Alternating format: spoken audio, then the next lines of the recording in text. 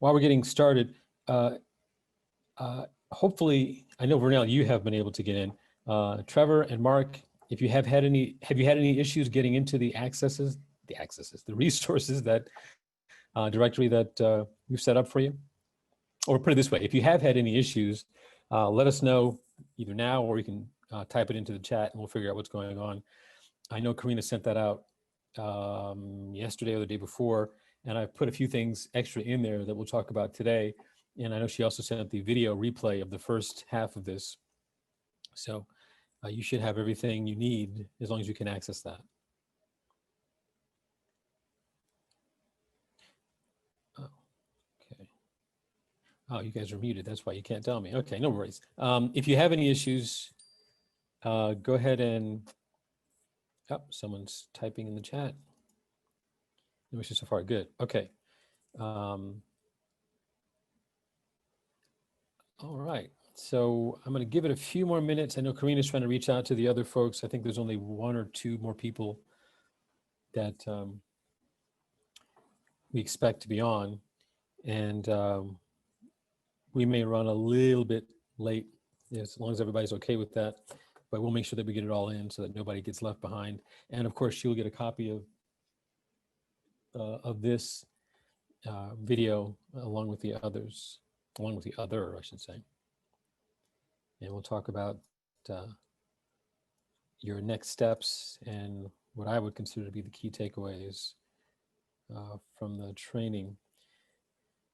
So let's go ahead and start. Karina, the first few minutes, I'm just gonna review, because I have to go through the old slides to get to the new slides anyway, but I'm just gonna go through them very quickly. So let me start that, and as people come in, anyone else comes in, they won't miss any of the new stuff, but I do wanna kind of cover where we are.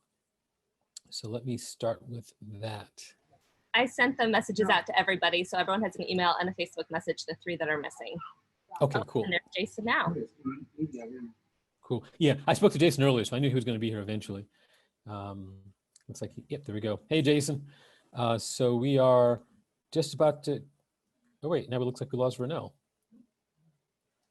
Oh, there he is. Okay, I see him. Okay, cool. So I'm here. Yep, I see you. Let me, I see that we are screen sharing. I assume, Karina, that we were recording, and I only ask this because I'm on here, not because you've ever failed me.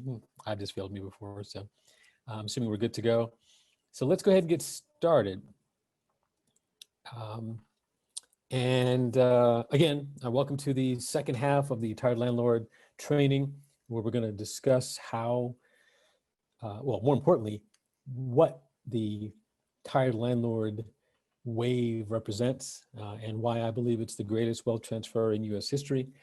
And I think the statistics back me up on that one.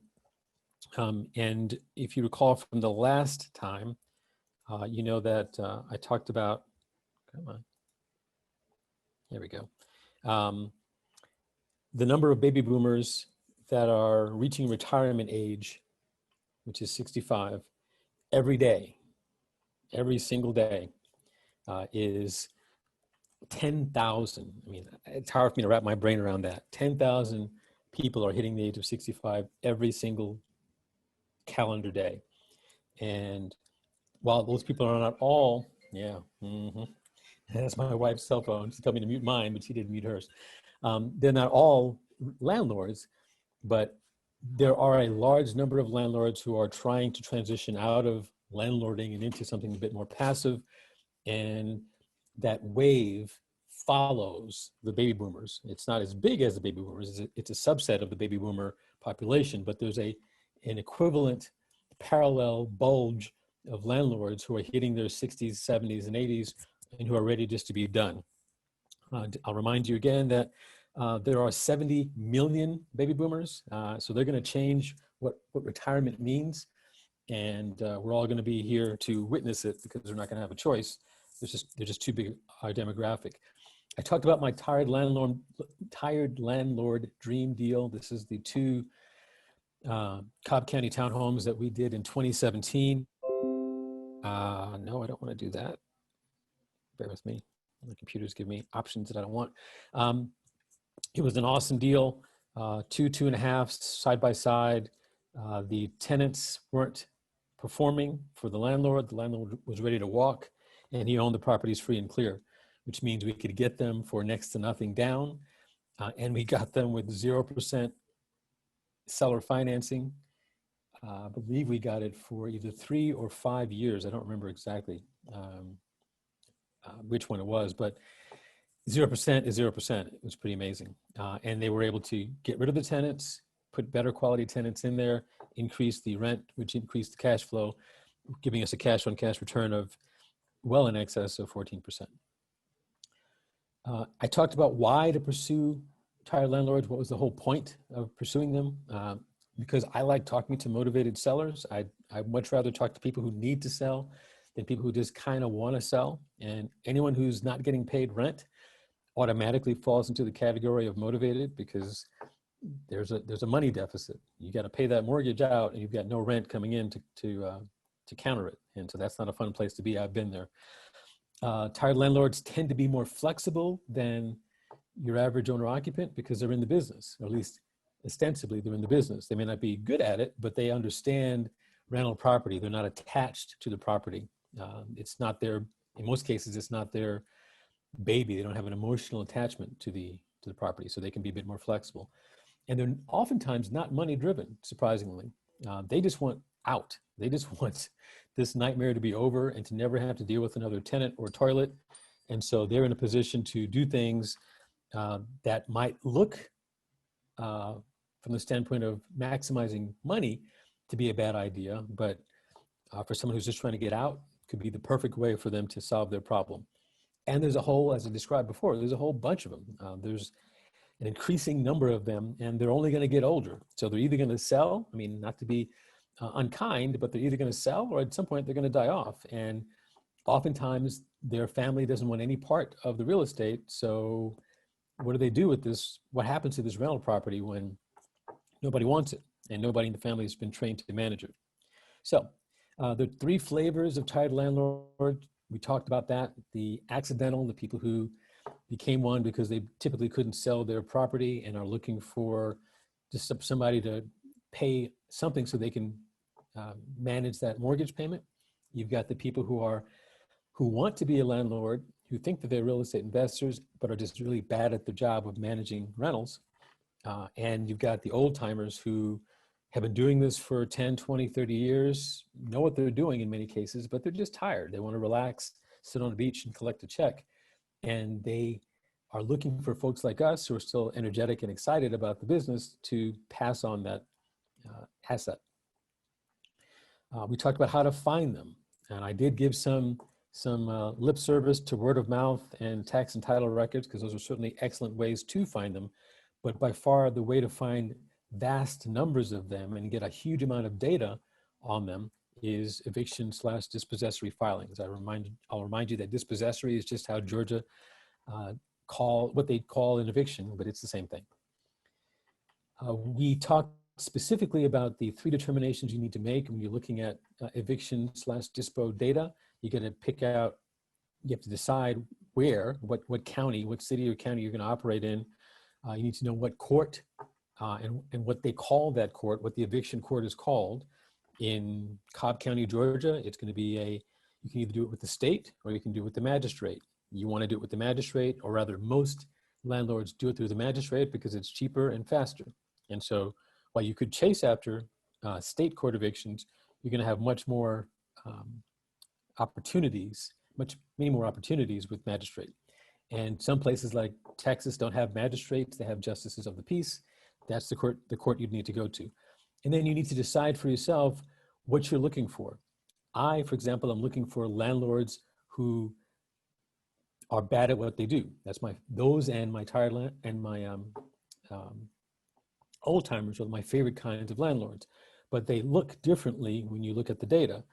And a landlord that's bad at their job typically takes a long time to evict, and they often have to evict over and over and over again because they don't understand how to manage their tenant until the tenant's late every month. And so they file every month, maybe. So I'm looking for active cases where there's been a track record of evictions, or my favorite is one big eviction for a large amount of money that tells me that this landlord let it get to the point of being really, really painful and really, really expensive. And they don't understand that they're not going to ever get that money back in all likelihood. Maybe they get the tenant out, maybe they don't, but that $8,000 or $6,000 or whatever dollars is gone. And so they're really happy to see me because they're already out a sizable chunk of money. So we talked about the cheat sheet. You've all hopefully seen that and the crib notes in the directory that Karina sent the link out for. You have access, full access to that. I'll remind you that those are living documents. I am adding, those are my actual cheat sheet and crib notes. So I'm adding to the cheat sheet, I'm adding to the crib notes in real time as I add more cities. I just had an interesting conversation today about Lynchburg, Virginia. And so I'm looking at, I'll be looking at evictions in Lynchburg, Virginia. So I added that to the cheat sheet, and I'll be finding out more about Virginia evictions as time goes by. So you have that resource, and we can talk, if you have any questions specifically, we can talk about that later. We talked about how to screen tired landlords. Once you have access to these court computer systems, oftentimes web-based, that lets you pull the data, extract the data out, you get this wave of data, ideally stuck in a spreadsheet somewhere that you get to analyze, and you get to decide, am I going after single family houses? Am I going after multifamily? If I'm looking at the data and I see that the property that's being evicted is, 123 Main Street, Unit B, then I suspect that's not a single family house. I suspect that's a multifamily, probably a small multifamily.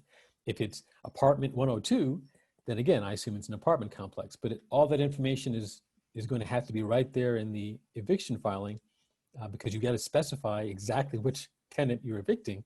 So it's not enough to say, a tenant in this complex. You have to say which tenant, which room, which apartment, which suite, whatever. So you get to decide based on the data, are you going after single family? Are you going after multifamily? Are you going after individuals, which is what I'm looking for? Or are you going after LLCs and corporations?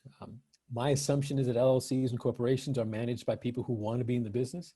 You don't go through the trouble of forming an LLC or a corporation if you're not planning to be a landlord for a while.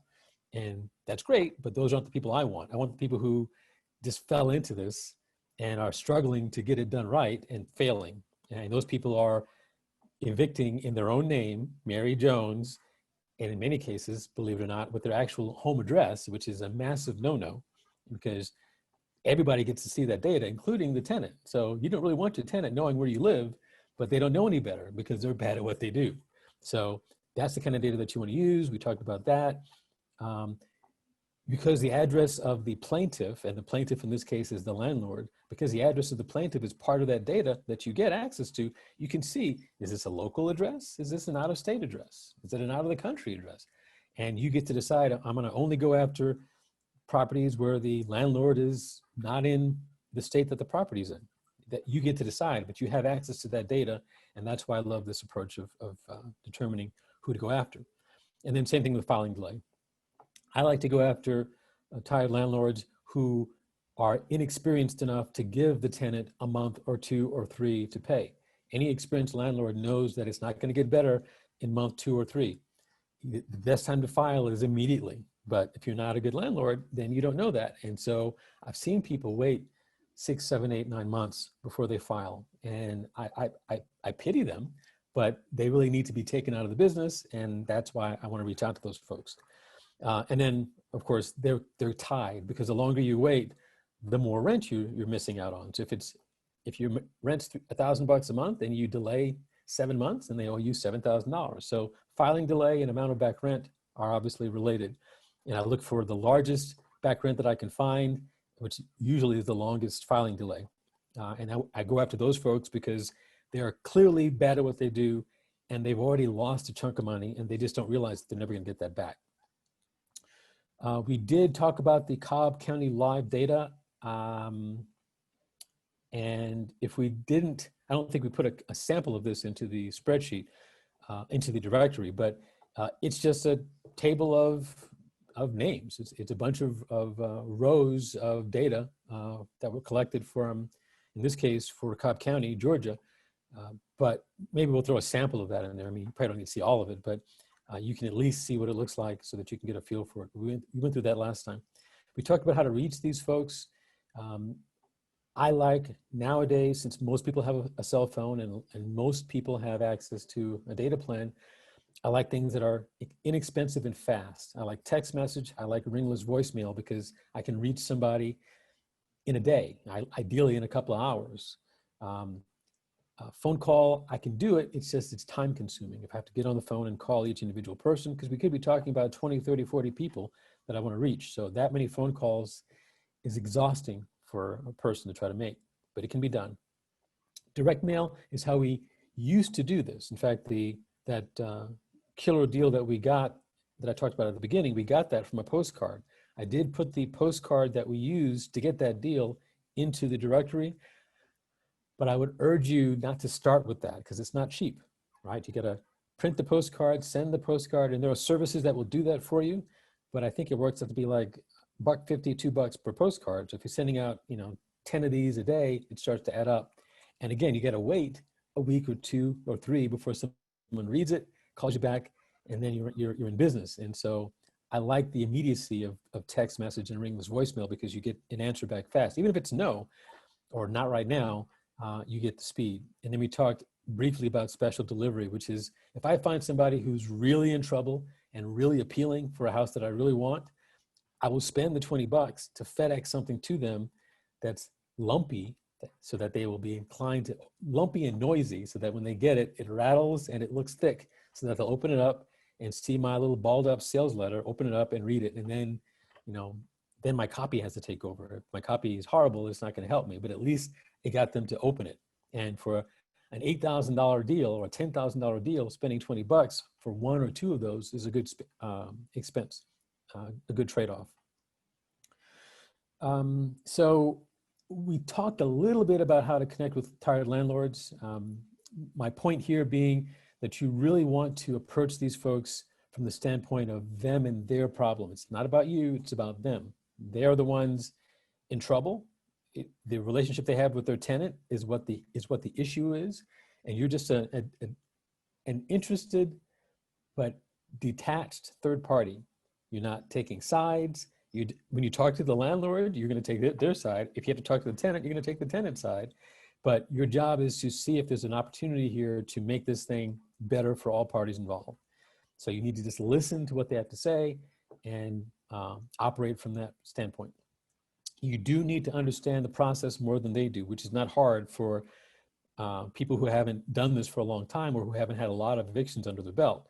If you're an accidental landlord, you may never have even filed eviction before. And so you may not even know how to do it. And if you're a bad landlord, you may not be doing it right. So knowing how the process works, even if you don't have a single rental yourself, just understanding how the process works gives you a leg up that those folks won't have. Yes, an experienced, grizzled veteran is going to know everything about the process in all likelihood. So you're not going to be teaching them too many new tricks. But there are a few things that you can teach those folks, and we can talk about those in a minute. But your goal is to be the person that's got the answers. It's not your job. Well, I don't suggest that you go in there trying to figure out how can I buy this house as cheaply as possible. Yes, that is as an investor, that's your ultimate goal. But if you go in there with that in the forefront of your mind, they will smell it on you and you won't get any deals. You should be going in there to say, how can I solve this problem in a way that makes everybody's life better when I'm done? And if there's an opportunity for me to make money, that's even better. But there may be situations where the best thing for that landlord is for them to list the property. And if you're not an agent, it's not going to involve you. But that's where you have an opportunity to feed your network by throwing that referral to your favorite real estate agent, giving them the business and moving on to the next deal and earning yourself some goodwill. So seeing the big picture is going to be a critical part of that. Sometimes you won't get the deal, but as I mentioned on the last call, that landlord will have multiple properties, might have multiple properties. If you get yourself an old graybeard that's got 4 or 5 properties, they may go, I'm okay on this one, but I got this one over here that's really a pain in my neck and I'd love to get rid of that one. So you may find 2 or 3 deals from one person that you call, if you just listen and understand, know the process well, and focus on solutions. So I want to talk about this because we hadn't gotten this far, and this is special considerations for tired landlords, because this gets into the issue of, okay, I've got the person on the phone, we're talking, we're connecting. It sounds like I can, at least I understand what their issues are, and I may have some solutions. How do I address some of these concerns? So this is where we're going to talk about the common concerns that pop up with respect to tired landlords. Because they're tired landlords and because they filed evictions, eviction is all about getting your property back. So if you're filing eviction, it's because your tenant is still, or somebody is still living in your house and you want them out. So at the time that you speak to these folks, they're going to have the property 99.9% of the time occupied.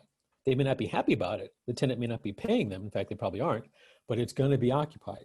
And so an obvious question is, how do I proceed with an occupied property? What do I do? What are my next steps? How do I handle that? And the good news is that it's very, very straightforward. And the answer is to treat the tenant just like you treat the landlord, which is to say, well, first of all, you want direct contact with the tenant if at all possible. And you want that ideally independent of the landlord. In other words, you don't want the landlord introducing you to the tenant, because guess what? The tenant doesn't like the landlord in all likelihood, or at least the relationship is strained. And that's because there's a lawsuit between the two of them, and because the tenant's probably not paying them rent. So you don't want the ill will that the tenant feels towards the landlord to rub off on you. So what I typically would do is ask the landlord, is it okay if I contact your tenant myself directly? Give me their name, give me their number, and then I'll reach out to the tenant. And I'll reach out to the tenant doing the exact same thing I did with the landlord, being that neutral third party who's just trying to figure out how to make this thing work. Hey, Mr. Tenant, my name is Mitch. I'm with Home Pride Properties, and we're thinking about trying to buy this property. I understand that you're in a dispute with the landlord. I know that landlords can be a little bit, unreasonable at times, but we're trying to figure out what the options are and what your plans are with respect to the property. I'm not going to say when you're going to get out or why aren't you paying them rent, because that's not my job. That dispute's between the two of them. I'm not a party to that. What I want to know is, when are you getting out? But I can't say it that way because they won't hear it. So instead I'll say, what are your plans? And if they say, well, my plan is to stay here till they cart my cold dead body out the front door, then I'll ask a few more questions. But basically, in Georgia, for example, if you're in the defendant in an eviction suit, you're gonna lose eventually. 99 times out of 100, you're gonna lose. It's just a question of when. So it's really just it's a waiting game. And some tenants have gotten really good at playing the game so that they drag it out and make the landlord pay in time. But the truth of the matter is, making the landlord pay in time doesn't really help the tenant. It gives them a place to live. But what I've found to be the universal key, no pun intended, to getting bad tenants moving, is cash. Nice, spendable, folding cash. And so what I'll ask them is, so if they say, I'm planning to stay here because that landlord is a horrible person, I'm gonna go, well, they're planning to sell the property. And when we buy the property, we're gonna be in a position to perhaps make some of these issues go away, but we're also probably gonna consider raising the rent. And so unless you're prepared to pay more rent, this may or may not be the place for you. Do you have plans to move? And if so, can we help you? Can we help facilitate that by perhaps offering you some assistance to get you gone? In the foreclosure world, this is called cash for keys. Actually, in the real estate world, this is called cash for keys. Now, it's not literally cash. I'm not going to give them a wad of bills. We'll talk about the process in a minute. But basically, I'm going to pay you to leave. Now, you say, well, why wouldn't the landlord do that? I know exactly why the landlord wouldn't do that. They won't do that for the same reason I didn't want to do it when I was a landlord. It's about being righteous and ego and a whole bunch of other things that have nothing to do with business. I don't want to see that tenant win. Last thing I'm going to do is, they owe me money. Why would I pay them to get out? But what landlords don't realize, because they're personally involved, is by the time you wait a month or two and take them to court and hire 4 able-bodied people to come and cart their belongings to the curb, and then do a trash out of all the junk that they're going to leave, and a cleaning of all the cleaning you're going to have to do to clean that place out, you've spent $2,000-3,000 minimum. So if you can get them out without all that drama, if they'll willingly leave and leave you the keys and not do any damage and let you do an inspection once they've left to make sure everything's okay, then paying them $1,000 or $2,000 is getting off cheap. And that was not my initial position when I was a landlord, but as I got to be better and wiser, I realized paying the cash is easy to do. And the beautiful part about this arrangement is, even if the landlord refuses to pay them cash, you can, because you're going to be the third party and you're going to be structuring the deal. And the terms of the deal could be the landlord won't pay them a penny. It'll come out of your share, because the tenant doesn't care who pays them. As long as they get paid, they don't care where it comes from. And that way the landlord can save face and say, I didn't pay them. And the tenant can save face by saying, I got paid. And you can be the glue between the two of them that just comes up with a couple $1,000 at closing, as part of the closing, frankly, to make this thing happen. So what we have done numerous times, I think, in fact, we did that for this house in Cobb County, 2 houses. Both houses had tenants that we didn't want. And in both cases, we paid the tenants to leave. So the vacant or occupied, usually you don't have a choice with retired landlords. Usually it's going to be occupied and you're going to have to deal with a tenant. So when it comes to having the tenant in the property for the long term, obviously you want them to go, because if they were great tenants, they wouldn't be getting evicted. So you probably don't want them long term. But the question is, how much can you spend? How little can you spend to get them gone? And you'd be surprised how little it is sometimes. We're not talking tens of thousands of dollars, because they know they're tenants. They know they're going to have to get gone eventually, and they know they're going to lose. But if you throw $250, $500 in their general direction, you'd be surprised how many of them go, okay, fine, I'll leave. If you get me paid, I'll leave. So keep that in your back pocket, but that is a tool. It's simple. And you'd think that landlords would do that all the time, but I can't tell you how many landlords, I mean, again, I've been one myself. I can't tell you how many times I've suggested this, and they're like, I will die before I give that person the penny. And I know that they just haven't gone through enough to realize that that's just that's what makes you a bad landlord. A smart landlord goes, it's going to cost me $2,000 to evict you out, and $1,000 or $500 to buy you out. That's a simple math. I'm trading nickels for dimes. Having that suggestion, having that skill, and we'll talk in a minute about exactly how that works, is going to be critical for how you work with these folks.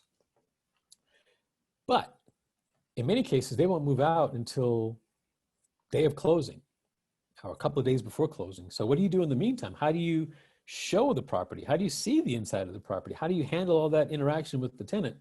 And that's why I don't want the landlord introducing me, because I want to be the neutral third party that is only trying to, from their perspective, get that tenant paid, and from my perspective, get that tenant out. I'm not trying to be on somebody's side. I'm not trying to make a moral argument as to why they should have paid the rent. That's not my job. My job is to figure out what it's going to take to get them out and to get them out. And in the meantime, I'm going to treat them with respect and dignity, because I don't know the whole story, and maybe the landlord did do them wrong. I don't know. I don't really care. But for instance, when we have to first of all, when we schedule inspections for the inside of the house, it's an occupied house. So we have to do that with the cooperation of we want the cooperation of the tenant. Technically speaking, there's some leases that allow the landlord to enter the premises without the tenant being there. I'm not interested in those arrangements, because Georgia is a gun-carrying state, and the last thing I want to do is get shot over somebody's 2-bedroom condo. So I'm only going to want to be there if the tenant not only is there, but knows I'm going to be there. And here's what I do. Here's what I recommend that you consider. Whenever we do a walkthrough or an inspection or anything where we're going to require the tenant to be in the house for an hour or whatever, I come bringing gifts. I say, hey, look, I appreciate your taking the time to show us the property. Every time we come out here, every time we have to do an inspection or walkthrough or anything like that, we're going to send you a $25 gift certificate for the restaurant of your choice. Red Lobster, Longhorns. I typically like Longhorns because no one says no to steak, and they do have seafood as well. And I like Longhorns because if I have their cell phone number or a phone number, I can electronically send it so that they get it the minute I'm driving away from the walkthrough down the street. They get wired to their phone or sent to their phone a coupon for 25 bucks. It's immediate.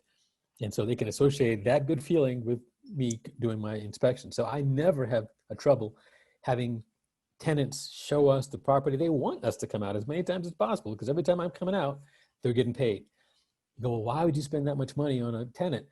Because if we get the deal done and they're out, no problems. If there's any issues down the road, that goodwill that I've earned by being the guy that gets them fed can't be overstated. And again, they're already ticked off at the landlord. I don't want to be in that camp. I want to be completely separate from them, and I want to be the person that does the stuff that maybe that landlord wasn't doing. I'm not trying to be their friend, but I want to treat them with respect, and I want them to respect my time.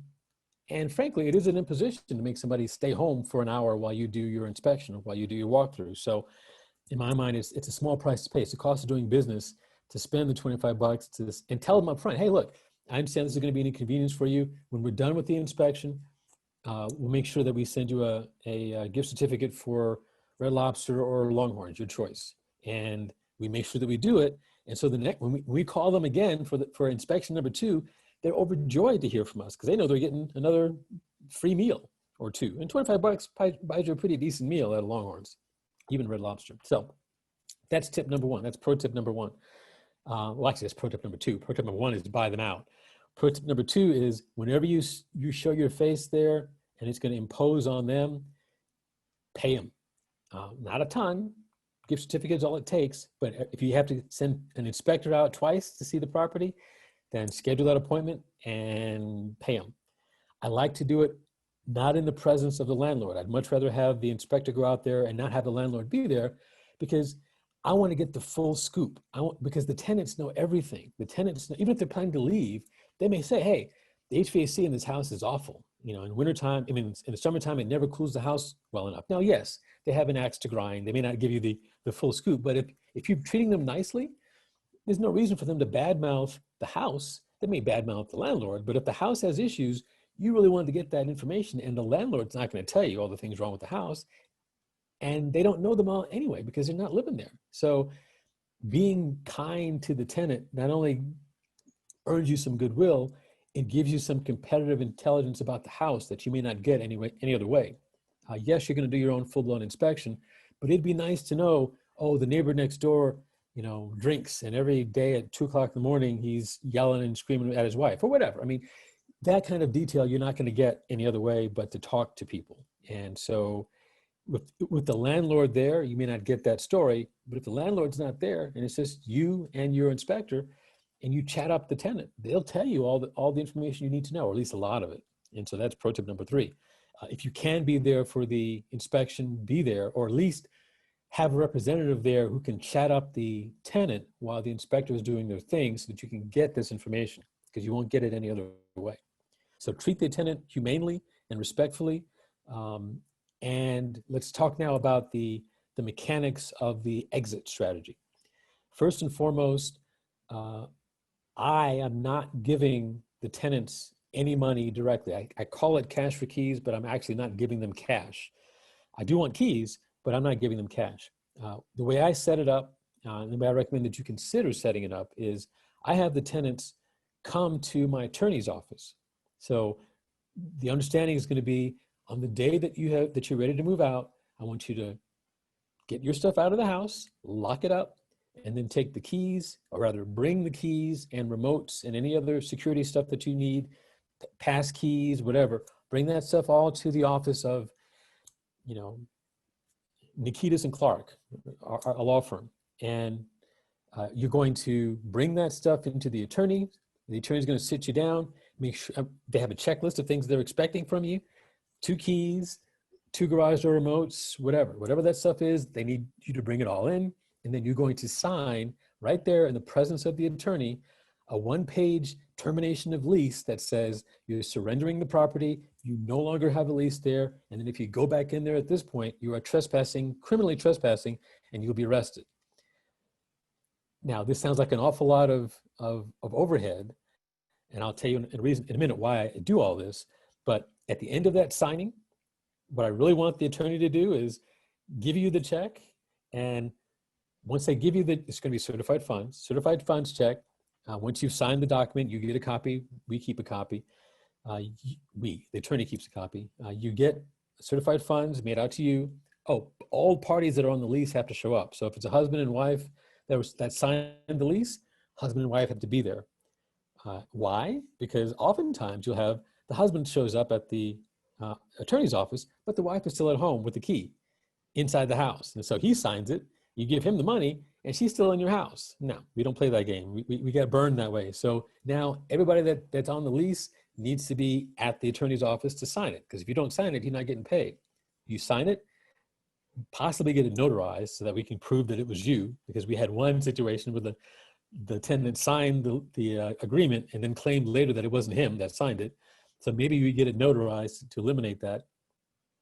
And then they get the funds, and the attorney picks up the phone and calls me or calls my locksmith, and the locksmith either is already at the house or gets to the house and rekeys the locks immediately. So even if they did have an extra key, that house is now rekeyed. And if they now try to get in, they're breaking and entering, and I'm going to call the police. Now it's not an eviction issue. Now it's a criminal break-in. So why don't I do that myself? Why don't I have the people come to my office? Because if they come to my office, first of all, I'm the landlord, so there's this dispute. There's this energy between us because I filed suit and they got evicted, so they're not happy. So I want it to be a third party, but I also want it to be an officer of the court. Every attorney that's licensed in that state, in the state of Georgia in this case, is an officer of the court, which means if I ever have to go to court and prove to the judge that I did it this way, I can have my attorney come up and sit in front of the judge or stand in front of the judge and say, yes, Your Honor, I personally had these people come into my office. I personally had them sign it. I personally gave them the check once I got the keys. And that has way more weight than me saying it because I'm not an officer of the court. The attorney will lose their license if they lie theoretically I'd be perjuring myself if I did it too, but the attorney's not going to jeopardize their livelihood for me. So the judge hearing it from an attorney will believe it and I won't have any issues. If I do it myself, it's he said, she said, and the judge throws up her hands and says, I don't know what to do here. We'll start from scratch or whatever. So this way it's clean. And if it ever is a dispute, my attorney can show up and say, I did it myself, Your Honor, personally, and the judge will believe them. And so that's why I have the attorney do it. Obviously I don't do cash because I want a paper trail for the money. I don't want there to be any question about who got it and when it was received and did it ever get deposited. So I give them certified funds check. So I have the answers to all that. I don't do it at the house because again, I don't want there to be any potential for them to still be in the house. They'd have to leave the house to get the money. And once they leave the house, my locksmith can come to the house. And if the locksmith, ideally, the ideal scenario is he's already there and waiting for for the attorney to call and say, hey, they've signed it. And so if he's there and he says, hey, there's still cars here, there's still, the door is wide open, or there's still a bunch of stuff here, then the attorney can say, hey, looks like there's still some stuff. You guys sure you're done? Because once you sign this document, you can't go back in. And if they go, yep, we're done, then the locksmith can do his thing. So I want to point out that pretty much every step I'm talking about, that step is there for a reason. It's because we didn't do it that way originally and we got the short end of the stick. And so we learned the lesson to make sure that it gets done this way. So that little sidebar was just to explain to you the manner in which you handle existing tenants, get them out, treat them well until they're out, and handle the actual getting them out process so that you only give up your money once they are physically out. I typically like to do that on the day of closing. And that way, if I'm asking the landlord to do that, they're not out the money for very long because we're going to go right to closing and then they're going to get probably reimbursed for that money. But again, if they're going to the attorney, I'm happy to have a check sitting there because at that point I know I'm going to do the deal. So I'm not worried about the funds. And my recommendation is that you give some serious thought to what I've just suggested, because you're going to have tenant issues because the tenant's going to be in there. So we talked about this a little bit just a few minutes ago, but generally speaking, because you are an independent third party, there are things you can suggest that the tenant can't hear from the landlord and the landlord can't hear from the tenant. Yes, you want the deal, but honestly, if the best possible outcome here is that the tenant just makes some payment and the landlord is willing to accept it, then maybe maybe you can make this thing go away and not get the deal. Now, I'm not suggesting that you work real hard to do that, because your job is to buy real estate and your job is not to be a mediator. You're not getting paid for that. But you can at least smooth out the rough spots because you are a third party. You are a third party. And so you're not emotionally tied to the outcome. It's not your house yet, and you're not the tenant. You're not living in the house. So you can suggest things and you'll be able to see things that neither party will be able to see, and suggest alternatives that don't necessarily cost either one of them anything except maybe some face, but can resolve this issue in a way that everybody walks away happier and nobody has to be the bad guy. We talked about inspecting while occupied. The gist of it is engage the tenant's help. You may or may not want the tenant to recommend people that might take their place, because you might argue, well, if the tenant's a deadbeat, maybe all the people that they know are deadbeats too. But what you could do, you might consider doing, is saying to the tenant, hey, the faster we get this place filled, when this place fills, well, actually, if you set it up so that they're going to get paid once it closes, then the sooner it closes, the sooner they get paid. And so you want to enlist their help in making this thing happen, because what you don't want is the tenant wants to stay, and so they make it very, very difficult for you to show the property, or when people come in to take a look at it, they badmouth it so that those people don't want the property. Now, that's less relevant for situations where you're going to keep the property yourself. It's more relevant if you're doing a wholesale transaction where you're buying it from the landlord and then wholesaling it to other investors, and you're having those investors come take a look at the house. You don't want the tenant telling people how bad the house is, because of course that's going to impact your ability to earn a wholesale fee. But you could set it up so that, hey, Mr. Tenant, if we can get this thing moved quickly, if we can move this property the next 2 weeks, I'll pay you an extra $100 when you move out.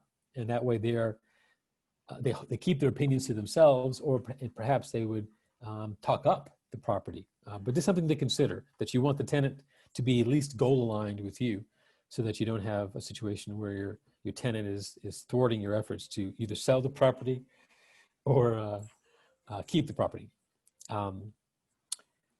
Acquiring existing tenants, this is related, because again, if you start showing it, if it's vacant, if you get it vacated while the landlord still owns it, before you have it closed, or if the people decide to move out before the closing, then you could conceivably start showing it while before the closing is even done, which would be smart, because if you could fill it before you close and have zero vacancy, that'd be the ideal scenario. So, but again, to do that, you would need access to the property. We typically, for deals like this, if it's vacant, the minute it goes vacant, we ask the landlord's permission to put a lockbox on there that lets us get access whenever we need to, so that we can have people see it on our behalf.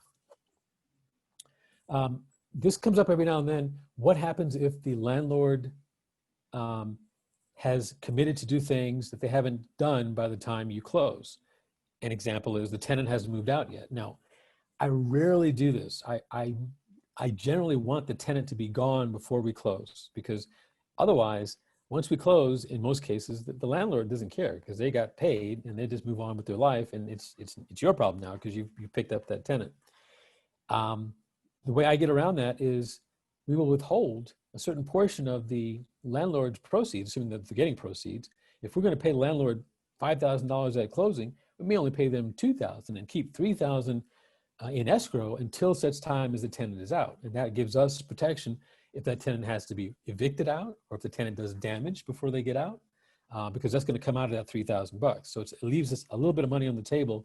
And it's just an agreement that we'd make at the time of closing or right before closing, between us and the landlord. We would submit that agreement to the closing attorney, and the closing attorney would keep those funds in escrow until such time as these conditions are met. So once the tenant moves out and signs this termination agreement, that termination agreement gets presented to the landlord. Maybe we do a walkthrough to make sure that there's been no damage, and assuming that there's no damage done, then the attorney will release the rest of the seller's proceeds. And if anything has to be paid for, it would come out of those proceeds, so that we're not stuck holding the bag. If the tenant gets ticked off and trashes the house, we have at least $3,000. And I'm picking $3,000 arbitrarily. It could be as much or as little as you think you need. Better, it's more than you need, because whatever's left, you'll give back to the landlord. But you don't want to be in a situation where you take $1,000 and the tenant does $5,000 worth of damage, because you're going to have a very difficult time getting any more money out of that landlord.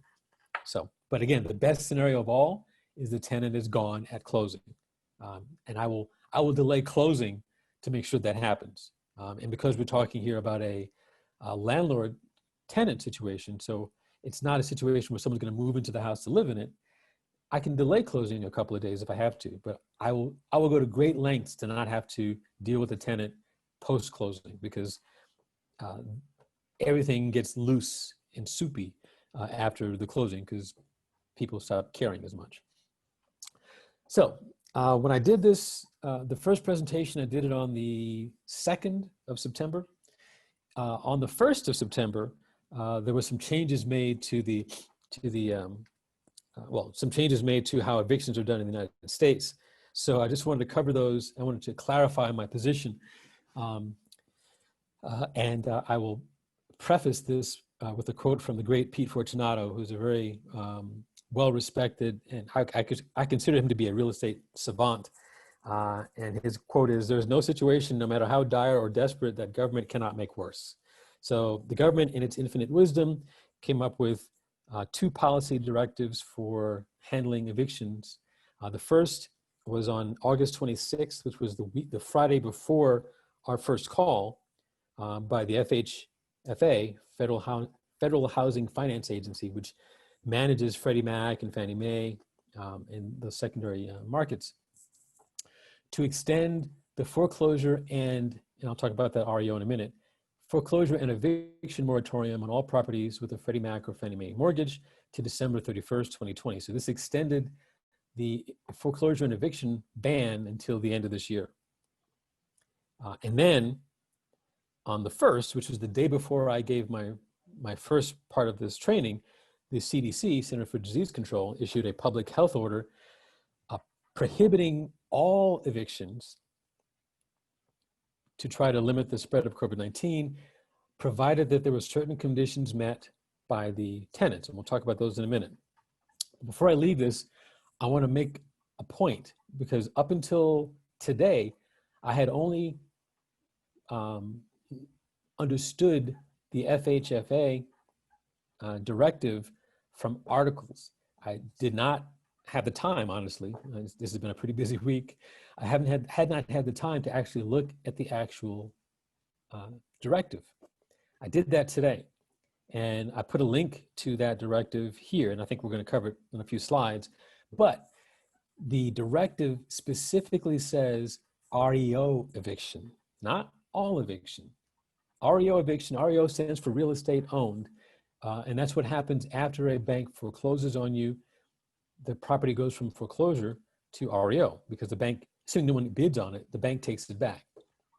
So the FHFA ban was intended, or at least the extension was intended, to only cover foreclosure, bank foreclosure, and bank foreclosure evictions. In other words, after it's been foreclosed, the bank takes the property back, and then the bank has to get people out, because just because you foreclose and own the property doesn't mean people leave. The people are still in the house, but now they don't own it anymore because you foreclosed. So the bank now owns it, but then they have to evict to get the people out.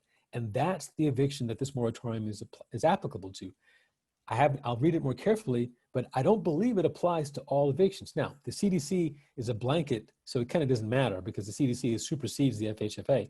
But by itself, the FHFA foreclosure moratorium appears to only apply to REO eviction. So if you're a landlord, not evicting as a result of a foreclosure, but evicting just because the tenant's not paying you, the FHFA moratorium would not apply.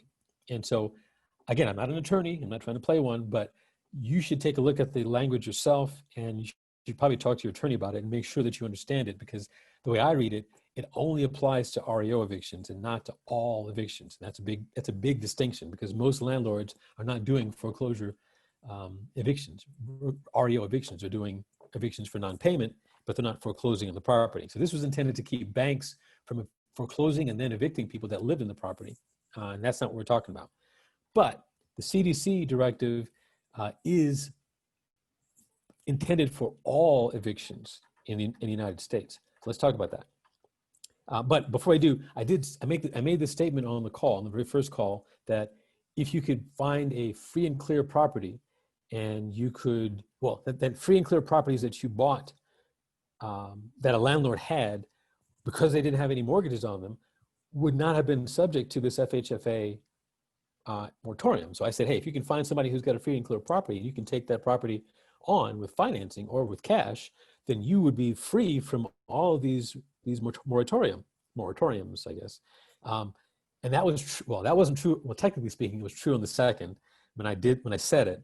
But this CDC took effect on the 4th, which was Friday, I guess. And so that is no longer true. So I hereby amend my previous statement that even if you had a free and clear property, the CDC ban prevents you from evicting under the certain circumstances. And those circumstances are, according to Jeff Watson, who's an attorney, a real estate attorney that I believe and listen to, you have to, as a tenant, have used your best efforts, and I put the italics in there myself, best efforts to obtain all available government assistance for rent or housing.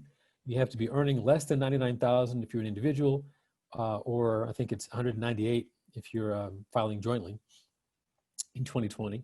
You have to be completely unable to pay the full rent or make a full house payment due to a substantial loss of household income, and are using, and again, my italics, best efforts to make timely partial payments that are as close to the full payment as the individuals and circumstances permit. And then lastly, you'd have to be, the whole premise behind this is that if we let people go homeless, it'll increase the spread of COVID-19. Now, completely setting aside the fact that I'm amazed that the CDC could post an order requiring people landlords to not evict, but can't post an order to require people to wear masks. But that's a whole different can of worms, and I'm not going to go there. But somehow the CDC is preventing landlords from evicting under these circumstances. But I want to bring attention to the best efforts part, because as Jeff Watson pointed out, and if those of you who are interested in hearing more, he actually is doing some training on this. And again, I'm not an attorney, I'm not trying to be an attorney.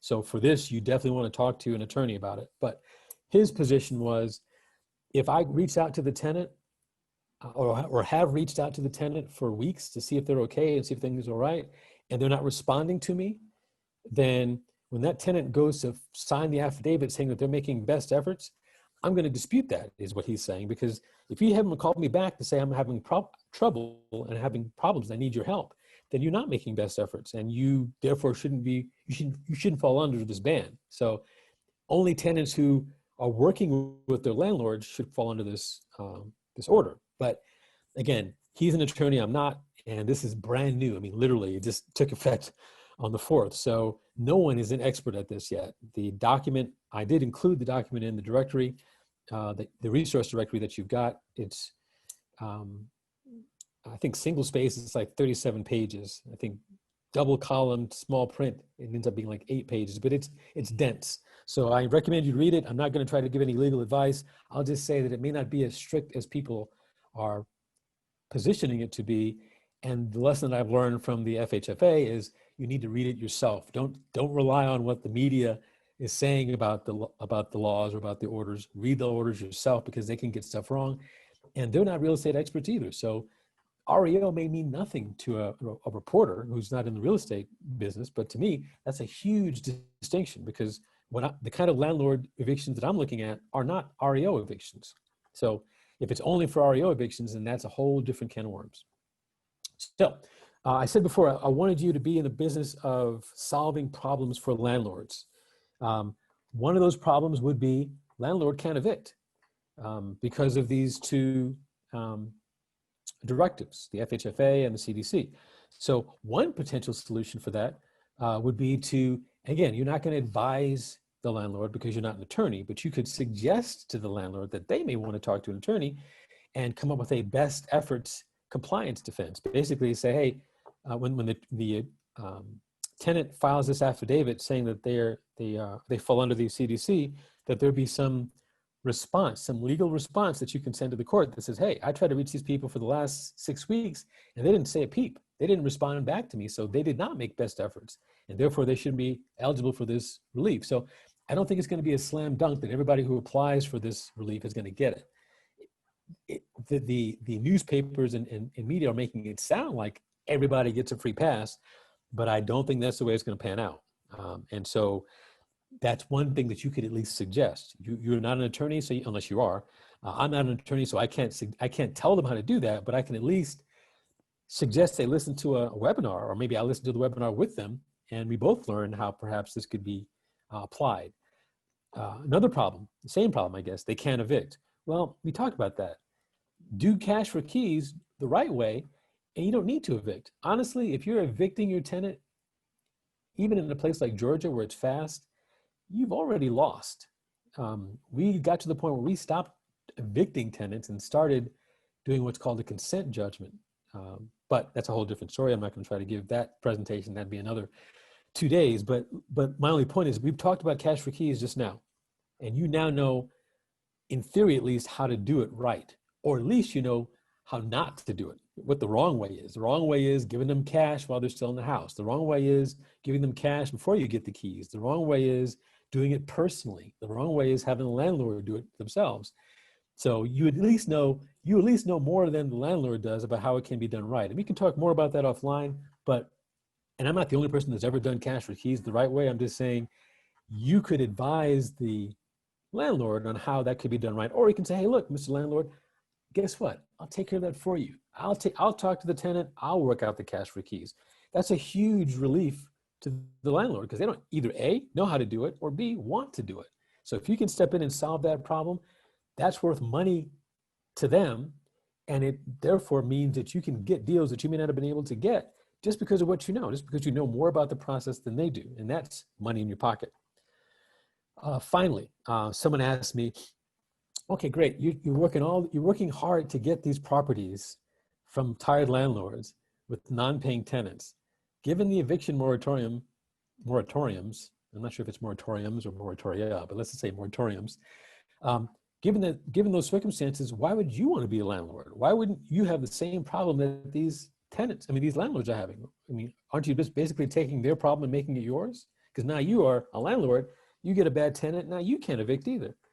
Yeah, that'd be true if I were renting, but I've never rented a day in my life. Everything we've ever done has been lease purchase. And I know for most of you on the call, you've heard me talk about lease purchase, and I know this is not a lease purchase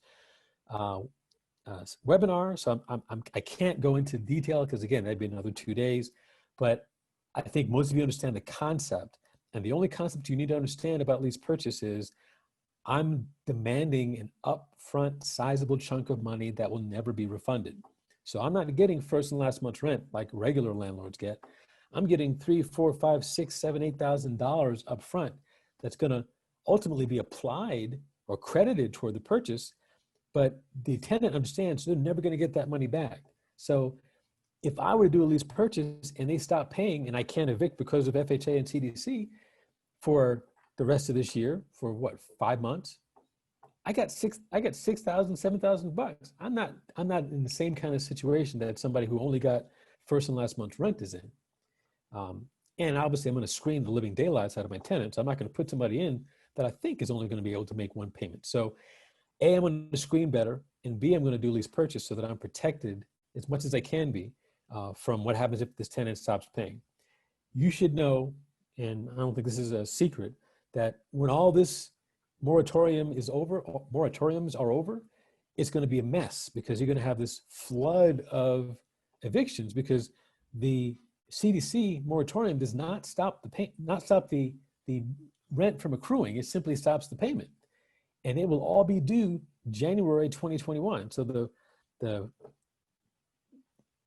5 months of rent that are going to go unpaid are going to all be due, plus that month's in January. And you and I, you all and I know that the tenant that doesn't have first month's rent or 1 month rent now is not going to have 5 months rent in January, or 6 months rent. And so at that point, the landlord will evict, and they'll be able to evict. And then they will fall into the category of, you say it with me, tired landlord, because then their tenants will owe them $6,000 and they're never going to get that money back. Some of them will, but most of them are not. And those that aren't are going to be instantly in the tired landlord category. That's why I'm spending so much time getting myself and as many people as I can up to speed on this, because when these moratoriums do expire, you're going to have a wave of evictions. You're going to have a massive creation of tired landlords. And those of us who will be able to go after the best ones, the best deals there, will be able to structure those deals and get them done. And our competition will be left scratching their head. So that's why I'm spending so much time on tired landlords, because the pickings are good now. They're only going to get better because these moratoriums will eventually end. And when they do, they're going to leave things worse than they are now. Thank you, foreign federal government. So these are not the only problems, and these are not the only solutions, but I just wanted you to appreciate that already you know enough to start talking to landlords about how they can get relief based on, again, this has nothing to, this is only marginally real estate related. This has nothing to do with toilets or HVAC systems or paint or carpet. This is just business. This is just negotiation. This is just, law. And while I'm not an attorney and I'm not a CPA, I'm a business person, and I can appreciate business problems and I can solve them. And solving these problems can be extremely lucrative when you're solving them for people who can't solve them for themselves. And so you're able to create value here without swinging a hammer, without painting a wall. You just you're solving their problem in a way that makes them say, oh, you know what? Take it. I'm done. If you can get the tenants out and give me a couple $1,000, then I'm happy. If I don't have to ever talk to that tenant again and they're out and you're happy, then, and I get a little bit of money for it, I'm happy too. And if all it took for you to do that is cash for keys the way I described it, that implementing that costs maybe a half an hour to an hour of the attorney's time to be there and sign and be there to witness the signing of the documents and the money it takes to pay them. And you just created yourself a deal out of thin air because you knew something that they didn't know. So I just wanted to cover that because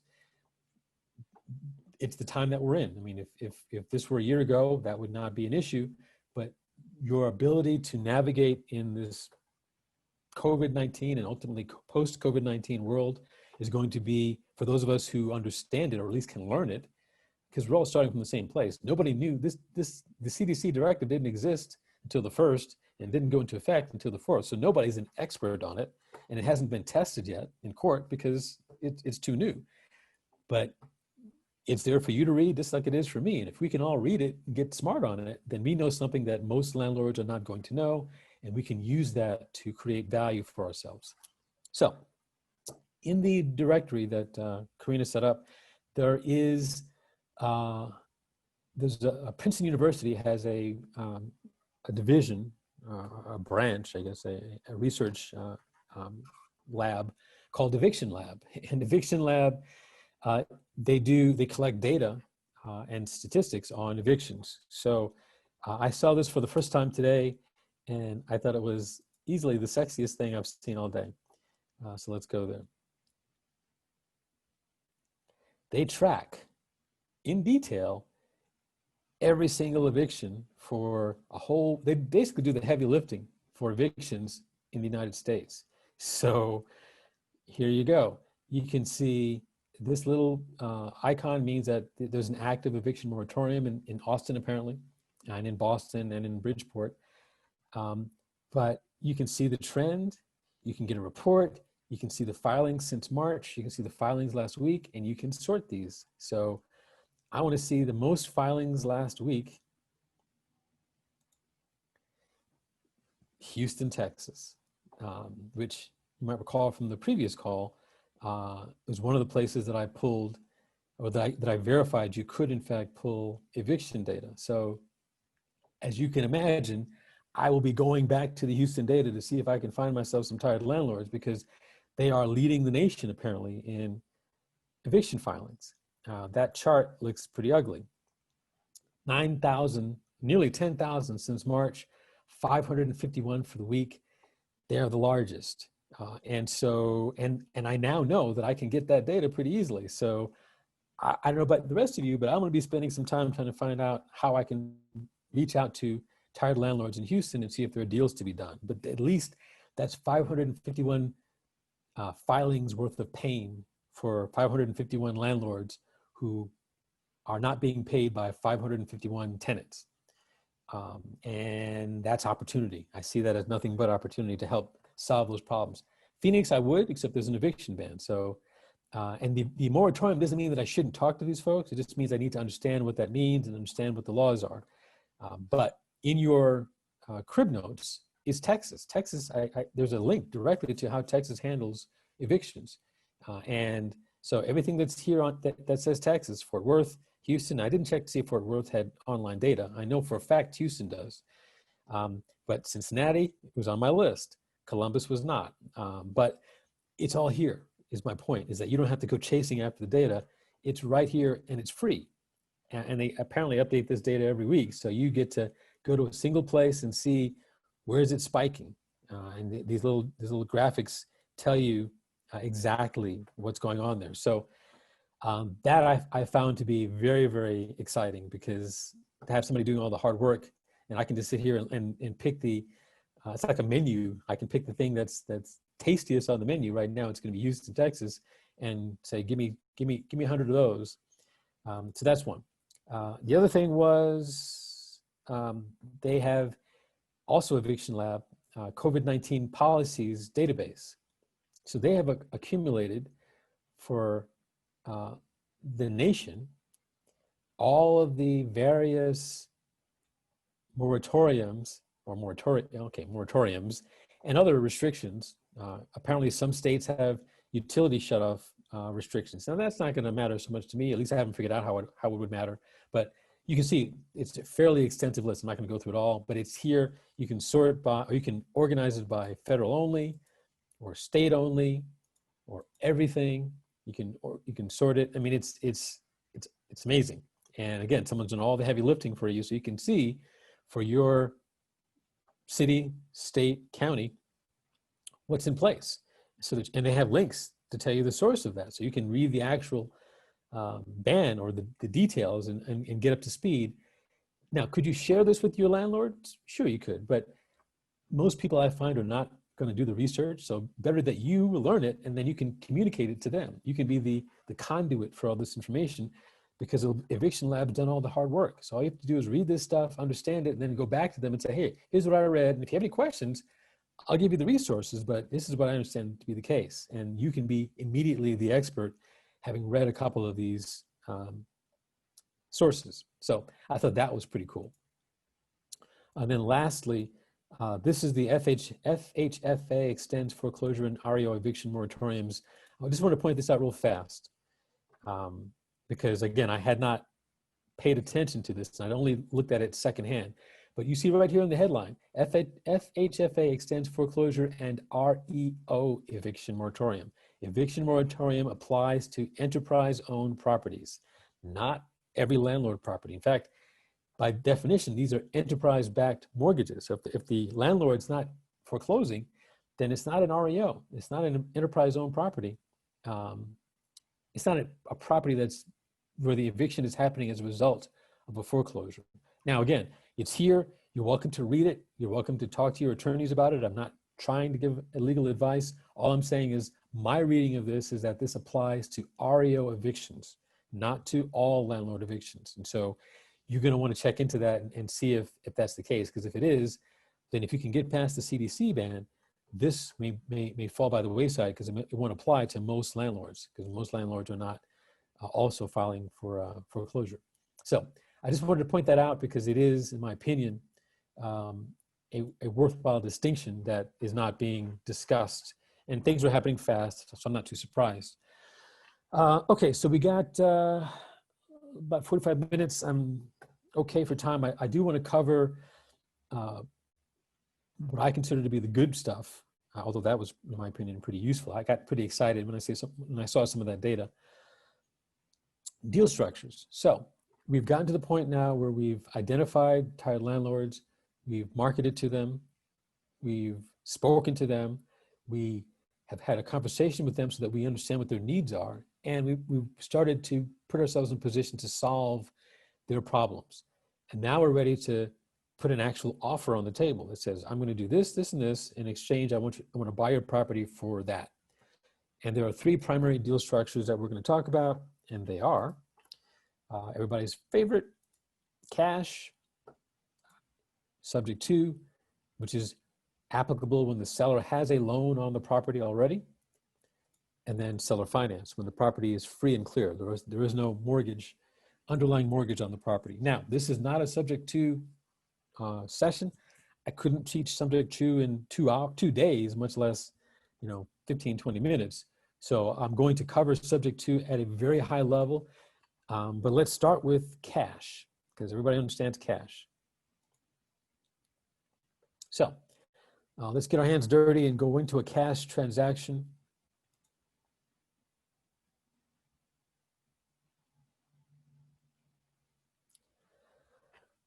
So this is a sample cash deal. Again, this spreadsheet and all the other spreadsheets that I'm going to cover are in the directory, the resource directory, as Google Drive sheets.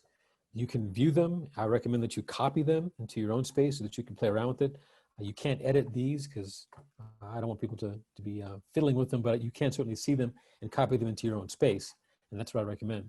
This is a situation where the house is worth $120,000. We're going to buy it from the tired landlord because they're tired. Let's say we buy it for $86,000 in cash. Because it's a cash transaction, the down payment is the full amount. So it's $86,000, quote unquote, down. We're assuming $7,500 in repairs, $1,000 in closing costs, fair market rent of $1,075. This is a composite of a couple of these kinds of deals that we've had in the last couple of months. So because I wanted to give you a taste for what these deals look like. And one of the deals we did this in the last couple of months, the landlady was 8 months, or actually the landlady's tenants were 8 months behind on her rent. She had allowed these folks to get 8 months behind. They owed her $8,000 and change. And that's somebody who, I mean, doesn't mean she's a bad person. This means she's a bad landlord or landlady. She didn't really know what she was doing, and she let them get that far behind. And so she was definitely a tired landowner. The property needed a little bit of repairs. Fair market rent was about $1,075. So it was, the insurance, if you've seen the deal deep dives before, you've seen this layout. There's nothing spectacular about this. I would only point out that when I do analysis, and when I recommend you do analysis, that you do a real analysis with actual expenses. I mean, I've said this before, I'll say it again. You don't have a choice about insurance. At least you shouldn't. If you have a loan on the property, even if you don't have a loan on the property, you want to have insurance to protect the property. If anything goes wrong, if it burns to the ground, you want insurance. You're going to have to pay taxes. That's not optional. If you don't pay taxes, your county and or city is going to take it away from you. So taxes are not optional. Maintenance is not optional. If it were optional, we would all opt out of it. You can't opt out of it. You're going to have maintenance. I typically fold maintenance and CapEx in together because when I do a renovation, when I'm acquiring a property, I'm going to do all the marginal systems work up front when it's vacant, so I don't have to dealing with it when a tenant's in there. I'd much rather replace the HVAC when there's nobody in there than wait for it to go bad, on the hottest day of the summer next year when I got to get it done in like 2 days because the tenant's livid because it's hot. So I'd much rather do that stuff in advance. It maybe costs me an extra year of useful life, but it saves me the hassle and headaches. So I don't have a huge CapEx budget because if I've done my job right, all the major capital expenditures are already part of that $7,500, but that's just me. The important thing is that if you're going to be spending money on CapEx and you're not going to do the repairs up front, it should show up on your spreadsheet someplace. CapEx is a real expense. You're going to have it. It's just a question of where it shows up. Vacancy is real. you're going to have situations where your tenant's not going to pay you. You're going to have to evict them, and you're going to have months where it's unpaid. I assume 1 month out of every 12 is going to be vacant. That's probably conservative, but whatever your number is, let's all agree it can't be zero. In the real world, it's never going to be zero. You're never going to have 100% occupancy for the entire duration of the house. And if you do, you got lucky. And that's not the way it works. That's not the way the world works. And management, I'll say this again, I've said this before, there is no saving money on management.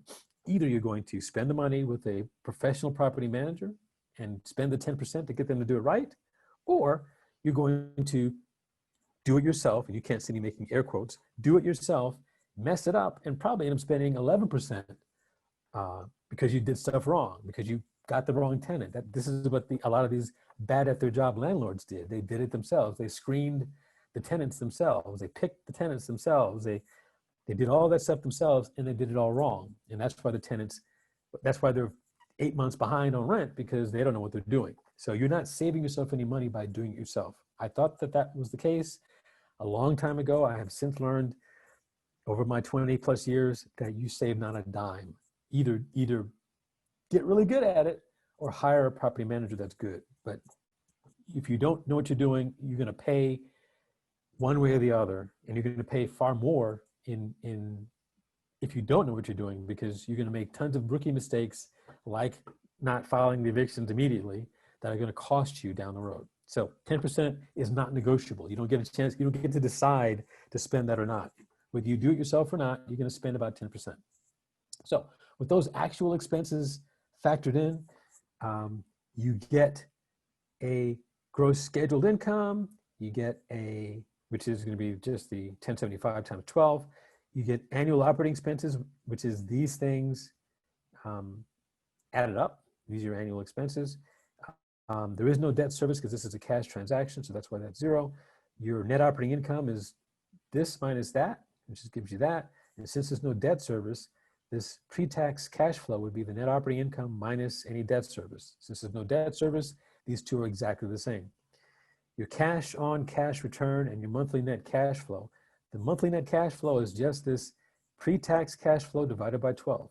So it's $7,400, $7,411 for the year. If you divide that by 12, it's $618 per month, which is not a bad cash flow. And the cash on cash return is this pre-tax cash flow it's the net operating income divided by the total amount of cash in the deal. In this case, the $86,000 plus the $7,500 repairs plus the $1,000 in closing costs for a total of $94,500. So divide the 7,411 by the 94.5 and you get 7.84%, which is not a horrible cash on cash. It's not a stellar one, but it's not bad. But $618 positive cash flow is not a bad deal at all. So this is not a stinker of a deal. This is a pretty decent deal.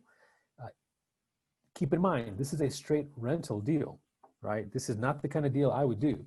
I would do this deal, especially in COVID-19 land, I would do this deal as a lease purchase, which means I would be requiring for a $120,000 value house, I'd want at least about $4,000 in non-refundable earnest money that the tenant's going to pay in addition to first month's rent that's going to go toward the purchase of the house when they get ready to buy it. If I do that, and I only do this after the fact because if I do it before, no one will believe me. If I do that, yeah, I get 12%. So it goes from a 7% deal to a 12% deal because this money is $4,000 I get to stick in my pocket. It's not a deposit. They're not paying this money as a security deposit. This is earnest money going toward the purchase of the house. And I'm not selling it to them for 86. I'm buying it for 86. I'm probably going to sell it to them for like 110, 115, if not 120. But this 4,000 I get to put into my pocket the day they bring it to me at the signing ceremony, and they're never getting it back. So if I have to go a month or two without getting rent, I'm using this $4,000 to make myself whole. And so if I get 4,000 from them, then for the first year at least, my cash on cash return is 12%, which I think we can all agree is a pretty amazing deal. So it goes from an deal to an amazing deal. It doesn't change the cash flow, but it changes how much money I'm in it because I'm basically getting this 4,000 up front. So let me pause and ask if anybody has any questions about that. I know I covered that kind of quickly, but it is a cash transaction, so it shouldn't be all that unusual to look at. And I want to get to the good stuff. Any questions about this? And if you are doing things in the chat, let me just get over there. Oops, people are chatting. Okay, we'll talk about that. Yes, the 25 can be written off as a deduction, as an expense. Yeah, it's a business expense. So the business is writing it out. It shows up as gifts and remembrances in my QuickBooks. Okay, so we'll talk about the some of the access to the online data in a minute. Okay, so I think we're all good to go on the cash. Pretty straightforward, pay cash. But I do want to point out that you're buying it at a discount because they're ready to walk. But if you've been hearing what I've been saying at all about doing deals with sellers, you know that my position is that you should never sell a deal to a seller without asking the burning question, even if it's in jest. So, $86,000. What are you gonna do with all that money? You gonna go to Vegas? You gonna buy a boat? That's a lot of money. What are you gonna do with that? And let them tell you what they're gonna do. Oh, well, I'm gonna buy another house. Okay. Oh, I'm going to give it to my grandkids. Okay. Oh, I'm gonna stick it in a bank and just let it sit for a couple of years. Ding, ding, ding. That should set off alarm bells to you that, well, if you're gonna do that with it, maybe we should talk about how I can get you a better return than what you're gonna get from your bank on an asset that you already know and love, namely this house. So we'll talk more about that in a minute, but let's leave cash behind and go to, well, I'm not sure I need to go back here. Go to subject to. So let me talk first about at a high level what I mean by subject to, because some of you I know have heard this before, some of you have not.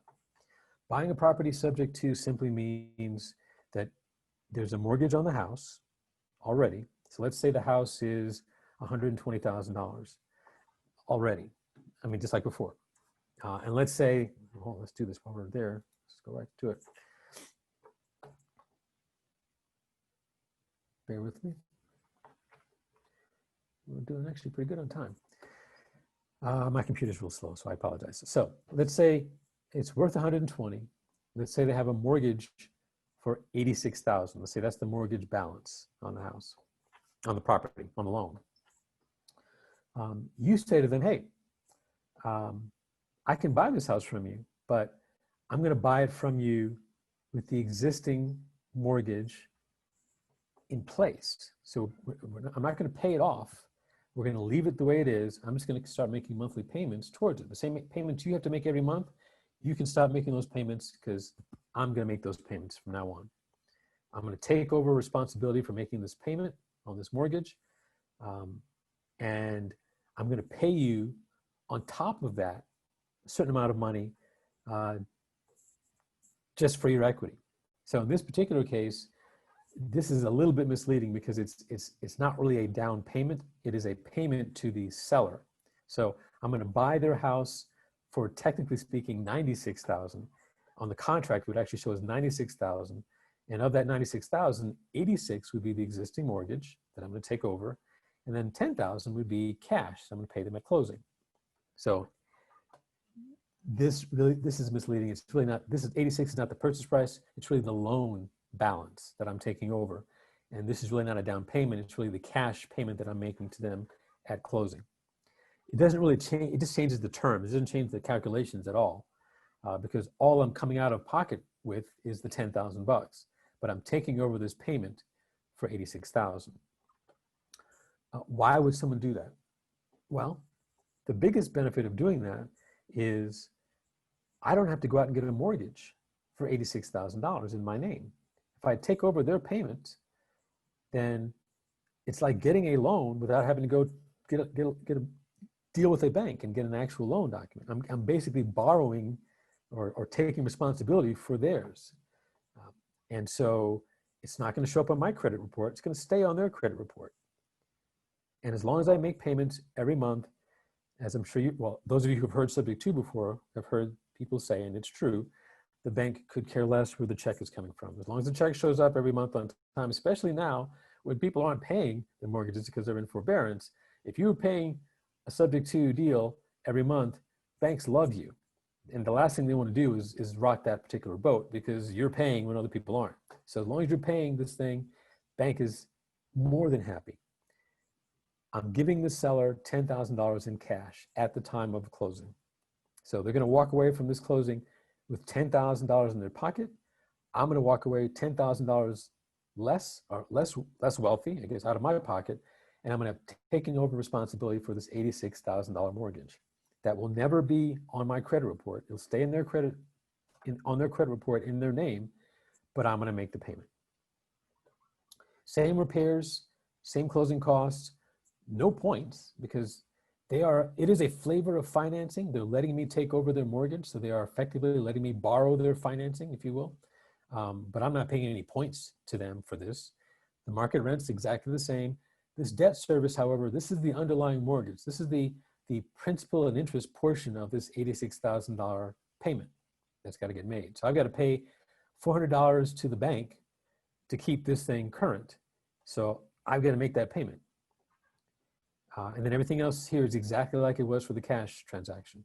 And I did that because I wanted to try to keep as much as possible an apples to apples comparison.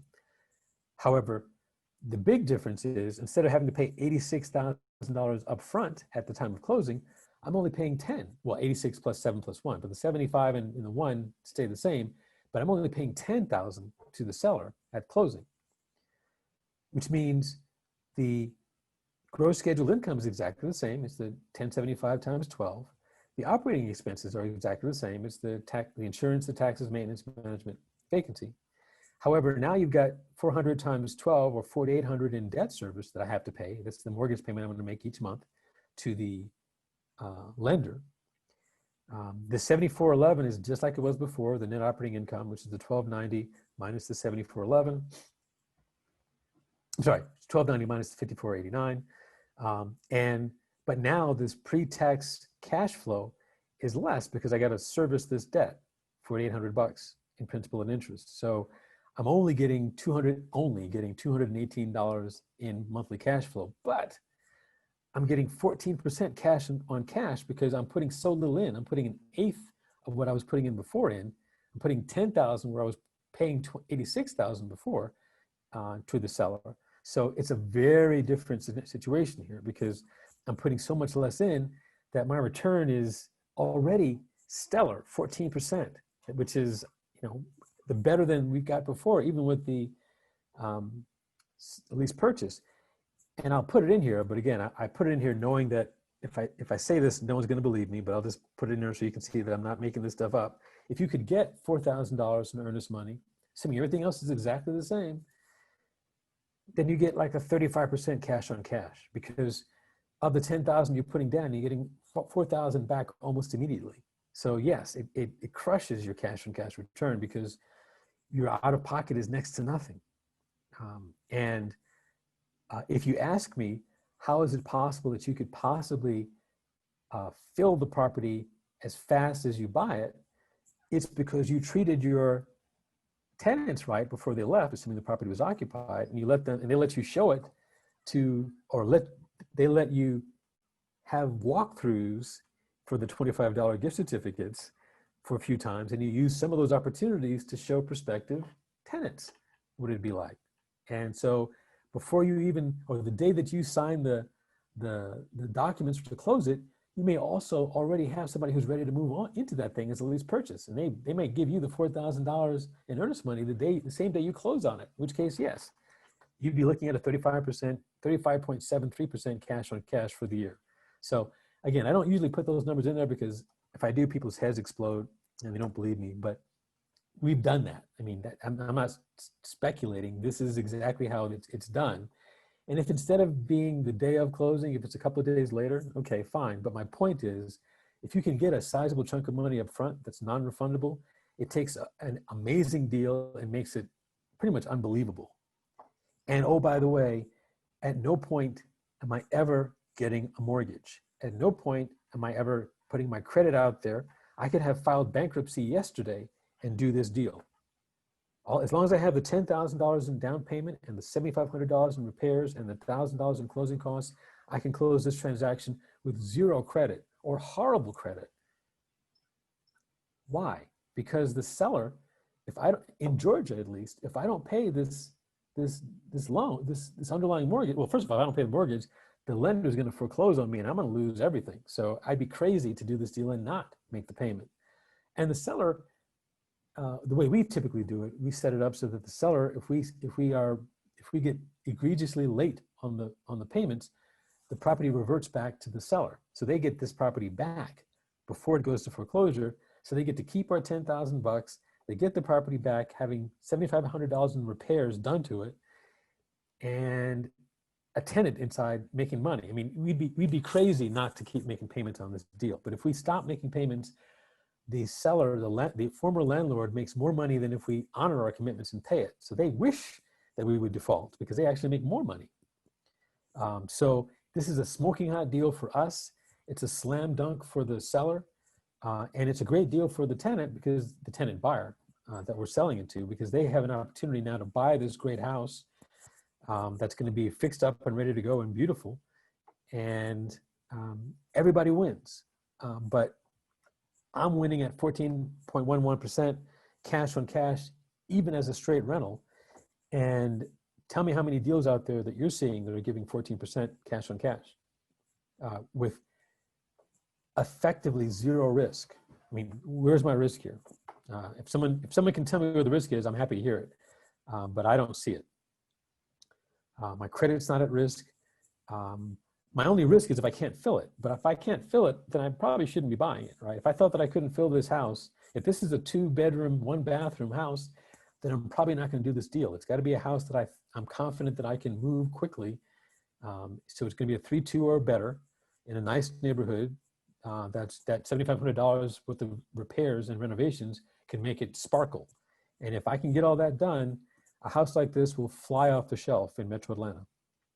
So, any questions on? I mean, again, there's no way that I could dive into the intricacies of Subject 2, but conceptually, that is what Subject 2 does for you. It means you can take over. You can buy a house that has an underlying mortgage on it, as long as the seller is willing to sell it that way, and you could pick up a property for, in this case, I'm paying $10,000 in to control a property worth $120,000, and that's why the cash on cash is so great, because I'm putting in next to nothing to get a huge, relatively speaking, huge appreciation. What happens over the course of a year or two? Each month that the tenant pays their $1,075 and I pay $400 of that to the lender, some of that $400 is interest and some of it's principal. So I'm actually reducing this balance. If it's $86,000 right now, in a year it'll be less than this. And every year that the tenant stays in this property, it's going to go lower and lower and lower. And in the Metro Atlanta market, I can expect the ARV to at least stay stable, if not increase. And if this keeps going up, if that keeps going up, while that keeps going down, and that keeps going up, then the longer these folks stay in the house, the more money I make at some point down the road, because at some point they get ready to buy it. And then maybe at that point it's worth 125 or 130. And instead of being 86, it's more like 76. So the spread between those two gets wider and wider, which means I get a back end payday. So not only do I make $4,000 up front if I do this as a lease purchase, not only do I collect 14% cash on cash each month, or each year, I should say, but when they do end up buying, I get a nice back end check, which is the spread between what I sell it to them for and what I have left on my underlying mortgage. I know that was quick, but again, I wanted just to at least discuss it and make sure that everybody saw it. Any questions about the Subject 2 transaction? That one is a popular one because in most cases, many landlords are going to have properties that have a mortgage on them. So when they have a mortgage, you can still do it this way. You can still do solar financing. You're just doing it as a lease purchase. It's a 2-hour call. So if there are no questions about that, I'm going to move on to what's got to be the gold standard for tired landlord deals. which is the seller finance purchase. This is when the landlord has no debt at all on the property. So they have the flexibility, if they want to, if they can be convinced that it's in their best interest, they have the flexibility to finance you the difference between what you're buying it from them for and what you're paying down. So in this case, yes, you're going to pay a total of $86,000. And the way you're going to pay it is $10,000 now, and then $76,000 over some period of time. Now, again, this is not a seller financing course either, but I at least want you to understand the concept. If they don't need all their money up front and they don't have an underlying mortgage on the property, then if they're willing to accept payments over time, that benefits them, because if they can defer some of that gain to be longer than a year, they get to treat it as long-term capital gains. It's a huge benefit to you because you don't have to go to a bank. They're basically financing you $76,000, the difference between the 86 and the 10.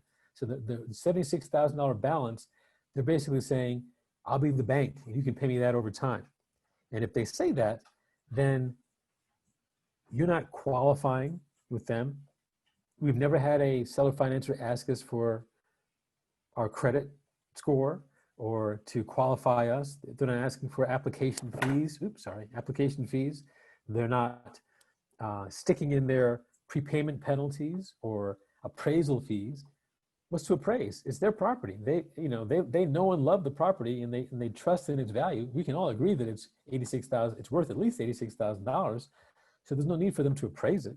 So you're not spending any money on appraisal. You're not spending any money on points. You're not paying points to them. They're not even asking you for points. So all the expenses that you would have under normal circumstances with a bank, most of those go away. And oh, by the way, they can make the decision to take terms in like a day or two. You could close this thing in a week. You can't close a bank especially now, you can't close a bank transaction anything less than a month. And that was pre-COVID. Now I'm hearing like 60, 90 days to close a refi. So this is faster than a bank. It's cheaper than a bank. It's better than a bank in every possible way. There's no scenario in which you wouldn't want to take the financing, because if there's no prepayment penalty and you take the financing on Monday and you get scared for some reason and decide that you don't want it, you can pay it all off if you want to the next day. There's no harm. I mean, there'd be a whole lot of work to go through just for that. But my point is, there is no downside. There's no scenario where paying $76,000 over time is not better than having to pay it up front. So let's walk through the numbers. For the record, all the expenses are exactly the same as the other two scenarios. I kept hold on a second. Yeah, I didn't go back. Okay, so give me a second here. I'm assuming for here that we've agreed to the seller for the $76,000 that we owe them, just to keep the math easy, that we're gonna pay them $400 a month, which is exactly the same as the payment that we're making before. The difference though, is that we're gonna pay $400 a month towards the balance. So that $76,000 balance will be reduced by $400 every single month we pay it. And if I say it like that, it sounds pretty reasonable. But when I say it like that, the subtext, if there were subtitles to this conversation, the subtitle would be, hey, that's 0% interest, because I'm not paying any interest. I'm paying 100% principal. There is no interest on that. And if that sounds good to the landlord/seller, you have just negotiated yourself a 0% interest finance deal. And I can't overstate how big a deal that is. You just bought this property with a $76,000 balance, but you're paying no interest. You're gonna pay $400 a month that gets applied to principal every single month you pay it, which means 12 months into this thing, you'll be $4,800. You'll have built $4,800 worth of equity. So when you run those numbers, yes, because I kept the payment exactly the same, you get the exact same number. But the difference between this one and the other scenario is that in this case, a year from now, the balance is not 86,000 or 76,000, sorry. It's 76,000 minus $4,800. Every last penny that I paid is going towards reducing the principal. In the example I gave for subject 2, that whole $400 is not going towards principal. Some of it's principal, a lot of it's interest, depending on how early in the 30, if it's a 30-year amortized loan and you're in year 5, then most of it's interest. So you're not getting the kind of pay down that you're getting here. So when you get ready, when your seller, when your lease purchase buyer gets ready to buy this from you and you sell it to them, you're going to get a much bigger spread on the back end. If they stick around for a year, you're going to be getting a huge chunk of money, a huger chunk of money when they get ready to qualify. Yeah, that's my wife leaving the room. Okay, so I don't want to belabor this point too much, but I did want to cover this because this was how the deal went. The 2 deals went actually for the Cobb County houses. And in those cases, we got 0% financing, and it is a beautiful, beautiful thing. And the spreadsheet doesn't make as big a deal of it as it should, but if you know spreadsheets, this is a big deal. 0% financing on $76,000 is like unicorns drawing rainbows in the sky. It's pretty good stuff. So that is what a seller finance deal looks like. It is possible when the seller owns the property free and clear.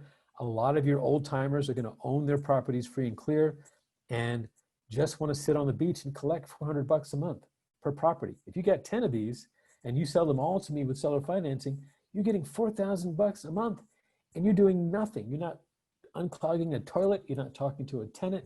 You don't do any of that stuff except sit on the beach and collect a wave of checks for $4,000 every month. That sounds like a pretty good living to most people. It certainly sounds like good living to me.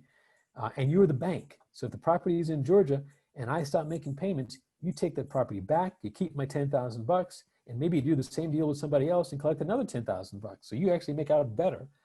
But selling these deals to investors, to experienced landlords, is easy because they understand how this whole thing works. They understand the business. And if you tell them how this is going to work and they nod their heads up and down and say, I'm willing to do a seller finance deal, it's a win for you. It's a win for them.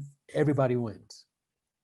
So I'm going to pause and ask if anyone has any questions about either of these 3 scenarios: cash, subject to, or seller financing. I know I covered them quickly, but I wanted you to see from good to better to outstanding, just for the heck of it, just for the fun of it. I mean, it's the same number, but I just want you to see it. So like putting it in there. Yes, if you get $4,000 in earnest money for this deal, you're also going to get ridiculous cash on cash return that no one's going to believe you about, but there it is. But what's impressive about this deal is that if your tenant needs 2 years to qualify for financing, then assuming you don't collect another $4,000 in the second year, and you certainly could, by 2 years in, you'll be $9,600 down on that $76,000 balance, because you'll have each year you're paying just under $5,000 in debt service, all of which is going to principal reduction. So you will have created, your tenant will basically have bought you nearly $10,000 worth of equity, not counting whatever price you happen to set it for. So this deal, the seller finance deal puts a ton of money in your pocket now, a ton of money in your pocket each month, and a ton of money in your pocket on the back end. It is the best you could possibly hope for in terms of structuring a deal. And I'll just throw in if you need any more incentive, these kinds of finance deals are catnip to international investors who can't get financing. Imagine if instead of keeping this deal yourself, you wrapped, and I'm not going to get into what a wrap means, but you basically wrap this financing and make it available to an investor. So instead of doing this deal yourself, you sold this deal to a foreign investor with the financing embedded in this. So if you're paying 0%, then you could afford to have them pay you only 4% or 5%. You can keep that low because you're paying 0. So you can charge them 4 because you're only paying 0. And when you're paying 0, you're going to make money no matter what you charge them. So again, I can't cover that either, but I just want you to appreciate that a lot of what I do is take deals like this from sellers, wrap them, and then sell them to investors who can't get financing. And for people who can't get financing, this is like magic. The fact that you could qualify for financing without having any credit. It's non-qualifying, it's non-recourse. So usually when you get bank finance, when you're an individual, an investor, and you try to get investment financing from a bank, the bank wants you to sign personally to secure that note. Not only do they want the property as collateral, but you're personally on the hook for that property. Your personal assets are at risk. When we sell deals to our investors, there is no personal liability. There's no personal guarantee. It's called non-recourse. If they don't perform, the most we can do is take the property back. And in fact, that's really all I want. I want the property back. Give me the property back and we're even. But that means their assets are never going to get touched other than the actual house. Their personal assets. I'm not going to go after their personal house or their car or any of their other funds. I'm just going to take the house back. So as an investor in our deals, investors who can get financing from us love us because the terms that we offer are way better than a bank. So if you wanted to take some of these deals and flip them to, or not flip them, but wholesale them to investors, there's a huge opportunity for that. That's what we have specialized in for the last decade or so, is selling these deals to other investors. Anyway, it is 8 minutes to 7. I've been yakking for nearly 2 hours straight. Let me pause and check the chat and see if anyone has, I see someone's got a question. Let's see what we got. How do you approach payments with the seller? From Jenny. I'm very direct. I say, I mean, again, as long as I can cash flow and I don't say the magic word interest, if they say they need $500 a month, then I will try my best to give them $500 a month, as long as that $500 is all principal. I mean, yes, it'll cut into my cash flow. And so if I really cared, I would counterbalance that with some earnest money, and maybe I'd raise the rent on the tenant to make sure that I wasn't stuck, because I want to get at least a couple $100 in cash flow. But think of it, because this person was already a landlord, and I didn't make this point, it's a good point to make.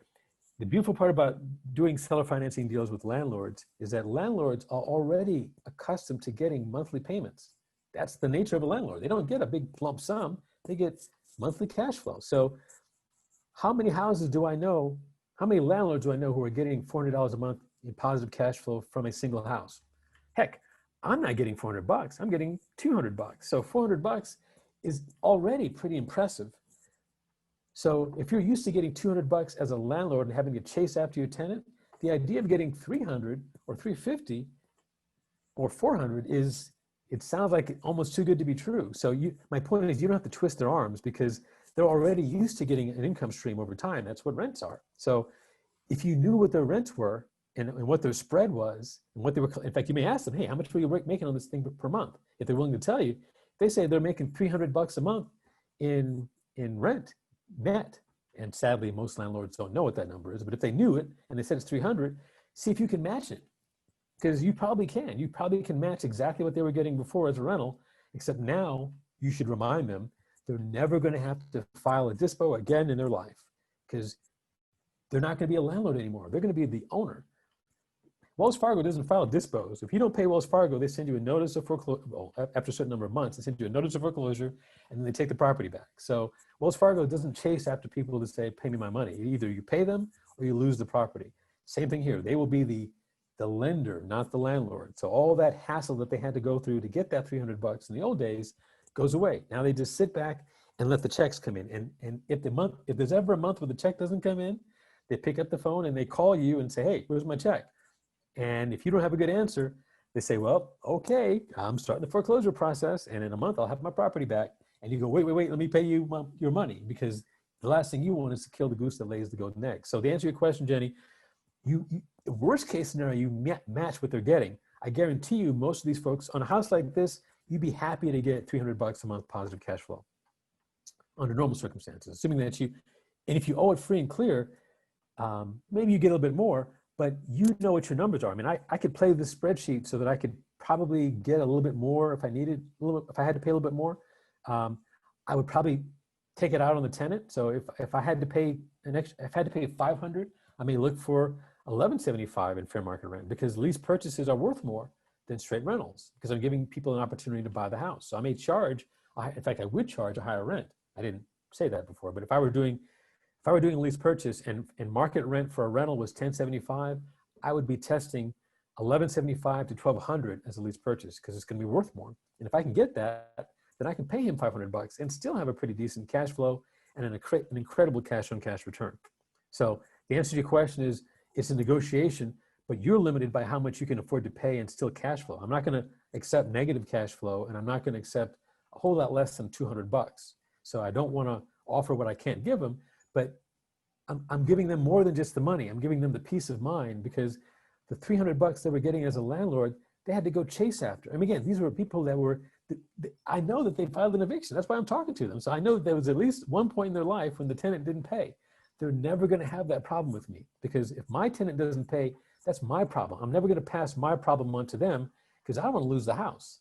I will file my own eviction on that tenant if they don't pay me, or I'll use up their $4,000 in earnest money, or whatever I'll have to do. But I'm going to make sure that I pay that $400 every month, because I don't want to kill that goose that's laying these golden eggs for me. So hopefully that answers your question. It's not hard to come up to a number that they can live with, because they're already accustomed to the idea of getting income over time. That's why they're landlords. And I also know, because they're tired landlords, that they have at least had to file once when the tenant didn't pay them. And they're never going to have that problem again. I can guarantee it, because if they do, that time that I'm late, that I'm 60 days late, I lose the property. So I'm never going to be 60 days late. I guarantee it. I will not eat before I not pay these people their $400, because I don't want to lose this awesome deal. Any other question? I'm trying to get back to the chat. There we go. Any questions that I haven't answered? I know I covered this really, really fast, but again, lease purchase and subject to are powerful, but they're topics in their own right. So let's get back to this slide. So I want to talk about the action plan, because I've put a lot out there, but none of this is going to matter if you don't do anything with it. And I'm teaching this because I figured, heck, I'm doing it anyway. I might as well show people exactly what I'm doing. But I'm putting this out there because this is what I'm doing. It's what I've done in the past that made us money, and what I'm planning to do now, because I see the moratoriums and the bans and the restrictions and the uncertainty as opportunity. Imagine you're a landlord right now, and you just read in the paper 2 days ago that you can't evict your tenant for another 5 months. Imagine how you feel as a landlord. Imagine what landlords right now, especially ones that aren't reading the actual law. Imagine what you're thinking to yourself right now. You're thinking, what the heck am I going to do for the next 5 months? How am I going to, I wanted to get out of this business 6 months ago. Now you're telling me I got to spend another 5 months? If I was tired before, I'm an exhausted landlord now. Now is the perfect time to go to those people, because most of those people are just doing straight rentals, which I don't understand either. That's a whole different story. But if you have armed with lease purchase, armed with owner finance, armed with subject to, armed with what I just talked to you about with respect to the moratoriums, you have enough information now to add significant value and take a loser rental and turn it into a killer lease purchase for the right house. And if you can do that for enough properties, I don't really see how you don't do well. And if you don't know what to do with the properties once you get them under contract, talk to me, because I got people who are looking to buy properties like that all day and all night. So even if you didn't want to do these, if you just wanted to find them and then joint venture with someone like me who can help you sell them, hopefully that's not a surprise to anybody that's on the call. That's my ulterior motive to teaching this, is that I want people to find these deals in markets that I'm not looking at. I can't look at every market. If you can find some of these deals and you don't want to do them, if you find a landlord that's willing to talk to you and work with you with financing, and you're just too afraid or too anxious or too whatever to do the deal, that's when you call me and me and JB on that thing, wholesale it to a foreign investor, and both get paid. So that's my plan. Choose your market first. Pick your geography. I'm going after Georgia. I'm now going to be looking at Texas. I had been looking at Vegas, but Vegas is making it very hard. Texas makes it very easy. And I can see from the data that there's a whole mess of Texas landlords that are hurting. So Texas is going to be on my menu from now on. But you get to choose your own market. And for that market, find out what resources are available online and how you can get to the data. If you need research, we can talk about the specifics of getting the data, but that would be the next step. Gathering your contact data, getting the names and the phone numbers and the addresses and all the information you need to reach out to these folks, either by phone or by mail or by text or by slide broadcast, whatever. Getting that data. It's not impossible. It can be done efficiently. We just verified a couple of days ago that there are tools out there to help you get this data en masse so you can get it. Then you launch your marketing. You figure out how to reach these people and speak to them in a way that says, I'm just trying to solve your problem.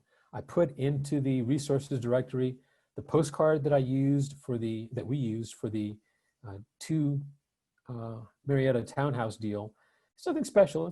It's a postcard. We order them through Click to Mail, which is an online service that lets you mail them a PDF file, you mail them a list of addresses, you mail them some money, and they send out postcards. And you can do it all remotely. So even from Lubbock, Texas, or from Clovis, New Mexico, I can send out postcards and never touch a postcard in my life. I can do all this stuff remotely. It's not cheap, but it can be done. If you're doing 10, 20, 30, 40 of these at a time, it's way more efficient than trying to buy a bunch of postcards and apply stamps. But whatever your marketing method is, whether it's that or direct mail, that or slide broadcast or text or call, the resources for the direct mail are in the directory. I put the script that I use for the number that you get when you call the number on the postcard. I have the greeting, the script for the greeting that I have. It's nothing special, but it's intended to be not intimidating and to focus on solutions. So it tells these people, don't worry if you have repairs that need to be done. Don't worry if you have a tenant that you have to get rid of. I can help you with those things. So that's one less thing to have to worry about. Once you've launched your marketing, you're going to start to get some calls. You need to engage with your respondents and have the conversations that let you leverage what you know, what you've learned, and what you are aware can be done to solve their problem, and build yourself some credibility in their eyes so they see you not as that slimy investor guy or investor person that's trying to steal their house, but rather a knowledgeable fellow landlord, or at least fellow investor, who has some interesting ideas and some creative ways of getting this thing off their backs so they can get back on with their life. We've talked about how to structure the offers. It's going to be one of 3 broad categories. It's either going to be cash or seller financing. And if it's seller financing, they either have underlying debt or they don't. If they don't have underlying debt, then you should be immediately trying to structure a seller financing deal. You should always be asking if they need all the money from the proceeds for the purchase, and if they do, for another purchase. And if they don't need the proceeds, you should be trying to structure financing. And if they have an underlying debt, you should be trying to see if you can take that debt over. If the debt is good, if it's a 6% adjustable rate mortgage, you may not want to take that over. I know I wouldn't. But if it's a 3% FHA 30-year fixed rate mortgage, those are like gold. If you could take that over and keep it until it falls off, that would be lovely. That'd be awesome. Because 3% mortgages and 4% mortgages, you have to have awesome credit to get. You may not have awesome credit. So if you can take over someone's existing low interest rate mortgage, then that's pretty darn good. And then lastly, manage the closings. Deal with the tenants in a respectful way that protects their relationship with you and your relationship with them, and that's mindful of the situation with the landlord, but doesn't own it. It's not my job to make the tenant and landlord like each other or sing kumbaya and shake hands. My job is to buy this house and leave both parties better than before I got involved. Landlord gets their money, tenant gets some money and gets out, and I get a great deal. And if I can achieve that, then I'm happy, they're happy, everybody's happy. So if you do all of that and you get a deal that you don't want, or that you're not sure what to do with, or if you get halfway through this and you want some help getting it structured, that's the fun part for me. I mean, teaching this stuff is necessary because at least now we can all talk about tired landlord and know what we're talking about. When I say tired landlords, at least people on this call will know what I'm talking about. As you go out there and start to do some of these deals, you're probably going to get stuck every now and then. I'm happy to do these deals, even happier if I can JV with you on these deals, because that way we can both get paid. But there's only one of me and there's a whole mess of you. So to the extent that you can help us find deals and we can help you get deals done, everybody gets paid. And that's why I'm doing this.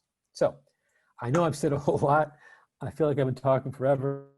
And the last slide is simply Q&A. So if there are any questions, I'm happy to answer them. I appreciate your attention for 2 straight days, 4 solid hours. But this is, in my opinion, especially now, going to be one of the winning strategies. And it does involve other techniques like subject to, like seller financing, like lease purchase. But I think if you put them together in the right combination, you'll be able to do stuff that other people can't do. They'll just sit there scratching their heads, not understanding why you can do deals that they can't. It'll be all because of the training. But everything that I'm talking about is not stuff that I read in the book. It's stuff that I've done. I did get trained on this a long, long time ago, but in the intervening 20 some odd years, I've gotten my butt kicked quite a bit, and I've done a whole lot wrong. And I now understand how to do this stuff the right way. And I'm happy to share that with folks that I can do deals with, and we can all make money. So I'm going to stop talking and see if anyone has any parting questions or comments. The resources are in the directory, but if you have questions, now would be the time to ask. Hi, Mitch. I actually had a question. Brunel, New Jersey. Hey, Renell. Hey, I was looking at the New Jersey court information that you sent to me, where you could actually pull up the the list of evictions. Yes. Yeah, I wasn't able to find a range. How did you do it to where you could actually find a range of evictions? It only asked me for case numbers. Yeah. So, and Cobb is the same way. So most of these systems do not make it easy for you to say, hey, give me everything from case number 1 to case number 1001. Right. So you've got to get creative, or so creative means, like in the case of, I think it's Gwinnett, and I think and Jenny, I don't know if you had a chance to take a look at DeKalb. I think DeKalb is the same way. You can wildcard. So for example, you can say, give me everything, give me case number 1 star. Well, if it's a 5-digit case, you can give it 4 digits and a star, and it'll do case 0 through 9. So in some cases, it will let you see it, but that's not for all systems. It's only some systems that support wildcarding. Okay, so you got to play with it. You got to play with it. And also, what Karina and I just learned is that, well, first of all, you could be hard-headed like me, and you can actually build tools that will go out to the internet. Basically, like if you're a technical person, it's effectively a spider. It goes and walks the database and gathers information and sticks it into a spreadsheet. Okay. But in 2020, you can hire people. They're called web scrapers. We just did this for a Cobb, and they will go off and you give them the site that you want to scrape, and they can build scripts that will go out to the web and methodically go through all the case numbers. So give me case 1, show me all the data. Give me case 2, and you'll do all that. And it would take a human being, days to do that, but they can program it all so that it happens. I did it last night, and it pulled like 800 records. It probably took 800 cases. It probably took, I don't know, 40 minutes, but I wasn't doing it. I just turned it on, we went off to dinner, and I came back, it was done. So Queen and I are looking into that because for certain key markets, we're probably going to go ahead and pay for that to get done so that we can get the data, because it's got to be done every single time, because you want it in real time. I didn't make this point, but I'll make it, that the beauty of the tired landlord data is it needs to be, ideally it needs to be fresh. Because for Cobb, for example, if someone files an eviction at 12 o'clock in the afternoon, I can see it at 1. I can see it actually the minute they finish filing it, I can see it. And so if I could call that person the next day, I beat out all the other investors that might be trying to get that data, but I also reach them when they're at their peak frustration level. I don't want to get them 3 months from now, because by 3 months from now, they may have resolved the issue. I want to get them when they just filed it, they're at their maddest, they're at their most frustrated. I want to have that conversation with them right then and there. That means I got to get that data like quickly. So I don't want to wait until, 5 days later. I want to get the freshest, hottest data right off the press. And so I want to have, what I'd like to be able to have is a system that's set up so that I get that data immediately. And for the markets that I care about, like most of Atlanta, Cobb, Fulton, Douglas, DeKalb, I'm sorry, Cobb, Fulton, Dallas, Cobb, Fulton, DeKalb, Gwinnett, and Henry, and maybe Clayton. I want to get that data in real time. I want to, if people filed today, I want to be calling them tomorrow, worst case the day after tomorrow. For Houston, I'm probably gonna do the same thing. I want to get that data in real time. So it may be the case that we may go out and get that data in advance and maybe make it available to other investors, probably for a fee, but nothing ridiculous, but something that lets us amortize the cost of getting someone to scrape it for us. Because once you have it scraped and in a spreadsheet, anybody can go from there. And once you have the data organized into a single sheet, then that's when the fun begins. So yeah, most systems don't make it easy. Most of them are not designed for this purpose. They're not trying to tell investors how to find people to do it, but they make it publicly available. So there's nothing that says you can't do it. And if it doesn't require a login, there's nothing that stops me from doing it. So, so to answer your question, yes, most systems don't make it easy for you to get this data in bulk. And I think maybe Lynn asked last call, if there was a service that provides this information. I've not found it. I wish there were. And if such a service did exist, it would have to deliver data. I'd want it daily. I really would. I don't want to wait a week for this data to get stale, because some of these cases can get resolved in 2 weeks. So if it's a month later, it's too late. I need it like the day after it hits the system. I want to find out about it. So I don't know anybody that delivers this data that way. It may at some point be us, but for now, we're looking at talking to some web scrapers and trying to get the tools to be able to get that data in real time. So we can talk about that if you have an interest in being in on that. But yeah, that's how that works. Some make it easy, some make it hard, but they're not really designed to dump this information. And I actually like that part, because that means that everybody can't get to it easily. And a lot of people are going to get frustrated and give up. And that's music to my ears, because that means more for those of us who are willing to put in the time and energy. Sounds great. Good question. Any other questions? Any other comments? Anybody have any concerns? Anything that I said that sounded a little bit scary or unusual? Mitch, I have one last one. Sure. The subject to, do you Yes. have to get permission from that person's bank to take over his payments, or does the bank even know about it? The bank doesn't know about it, and in most cases, the bank doesn't want to know about it. We've had banks. We have had in 20 years only one situation where the bank called the loan due, and they called the loan due because the seller called the bank and said, "Hey, I sold my house." They did the exact same thing we told them not to do, for a variety of reasons. We won't get into it. And the bank said to us, "I wish they hadn't told us." Actually, it wasn't the bank; it was the processor. The loan processor said, "We wish they hadn't told us, because if they hadn't told us, we don't care. We would have been able to ignore it. But because they notified us, we're obligated by law to call it due." And so we like, okay, well, you do what you got to do. But yeah, under normal circumstances, the bank doesn't really want to know. They just, as long as the money keeps coming in, they don't care. There are some steps you want to take to make it easy for the bank to look the other way. The easiest of which is to put the property in a trust. But that's it. You don't have to disguise the checks. So for example, if you put, Home Pride Properties as the payment payer of the check, the bank could care less. They don't care who the check comes from. So they're not trying to sleuth it out. They're not trying to be Columbo and detect whether or not you are the actual owner. They could care less. As long as the property is insured properly so that their interests are protected, and you don't rub their faces in the fact that you don't own it, they'll accept payment. We got loans that we paid for 10, 20 years, subject to, and the lender never said a peep. And in some cases, they changed lenders. They went from one lender to the other because lenders buy and sell notes. So it went from this bank to that bank, and none of them care. They could care less.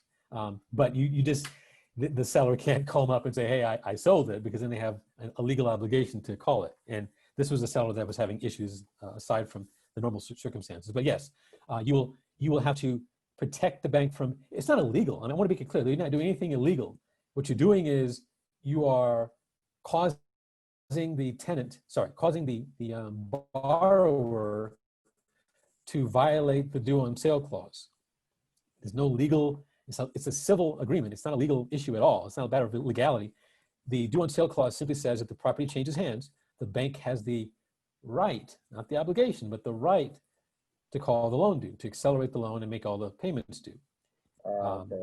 And so you just want to set it up so that the bank is not aware that the loan has, that the property has been sold. And the way you do that is by putting it into a trust and doing some other things as well. But as long as you do those things, again, we've had several dozen subject to transactions, and none of them ever got called, except for this one. And again, that's because he literally rubbed their faces in it, and they had no choice but to acknowledge the fact. They would have been legally liable if they hadn't done what they did. So I know exactly why they did it, but that's a rare case. Okay. Under normal circumstances, the lender could care less. Okay. Thank you. Yep, absolutely. If no one else has any questions, I'm going to call it a day. It's been 2 hours and 15 minutes. Again, I appreciate you all being on the call. I hope this was of value to you. I know it's a lot of material, but I will say that it doesn't necessarily stop here, because I'm looking, I think I've been transparent. I'm looking for deals. And so the reason why I'm talking about Tired Landlords, because I'm doing them and I'm doing mine anyway. So if you want help doing yours, I'm happy to JV with you to help you do yours. And you won't need me forever. And so at some point you may not need to have me JV them, but if you want to help me, if you want me to help you do the first few, I have no problem with that. I've got buyers for these deals. I've got people who would love to take financing over, wrapped around subject to financing, so that they don't have to go out and get bank loans. So they can buy stuff for $10,000 and $15,000 and $20,000 in, that's worth 10 times that, and get eye-poppingly good returns on their investment. And so if you are anxious about getting started and you need some help, let's talk. You have the resources. The resources will stay there in perpetuity, so you'll always have access to those. And as soon as we have the recording for this video, we'll send that out as well, so that you can listen to it as many times as you want. And I'll be talking about subject to deals more in the training, in the skill set group, because this is what I'm going to be doing. So as I'm going through some deals, I'll be highlighting some of them. And so we'll get a chance to practice more of this stuff as we go forward. But in the meantime, I'll just say I thank you all for your attention and your interest. To me, this is one of the best strategies that we've ever used to find great deals. And I'm looking forward to doing more of them now all over the country in places that we never even considered doing deals before. And hopefully you all join me. And with that, I will thank you for your time and let you have your Sunday back. Have a safe and joyful Labor Day, and don't labor too hard. And I will, we're probably gonna pause my live Q&A for Monday because of the holiday. I'm gonna try to take tomorrow off. But we'll be back working on Tuesday and back in the group. So if you have any questions, of course, you're welcome to ask them in the group as well, because I guarantee you won't be the only person wondering that same thing. But thank you for your attention. And Karina, I think we're done for the day. I just wanted to add really quick, we are going to do this course again, or we're planning on doing this course again at the end of the month, the beginning, either last week of September, first week of October. We haven't nailed down the dates yet. But if you have friends or colleagues that you think would benefit from the information, you can invite them to that course, and then they'll get access to the same Dropbox that you guys have instead of sharing it. Yeah, that's a great point, Karina. And I haven't thought through it yet, but we may be able to structure some sort of a referral fee. If you can refer some colleagues or friends, I'll think about it over the weekend. We'll see what the deal is. But at very least, I think it is useful information that your team would benefit from if they're going to be doing this with you. So If no other reason, I think that would be a good reason for them to get the training. I think that's all we got. Karina, thank you so much for, as always, co-piloting this and making sure that the trains run on time. So thanks for taking time on a Sunday. And thank all of you for being on the call. And I hope you all have a great weekend. And I'm going to go now and relax. So take care, everybody.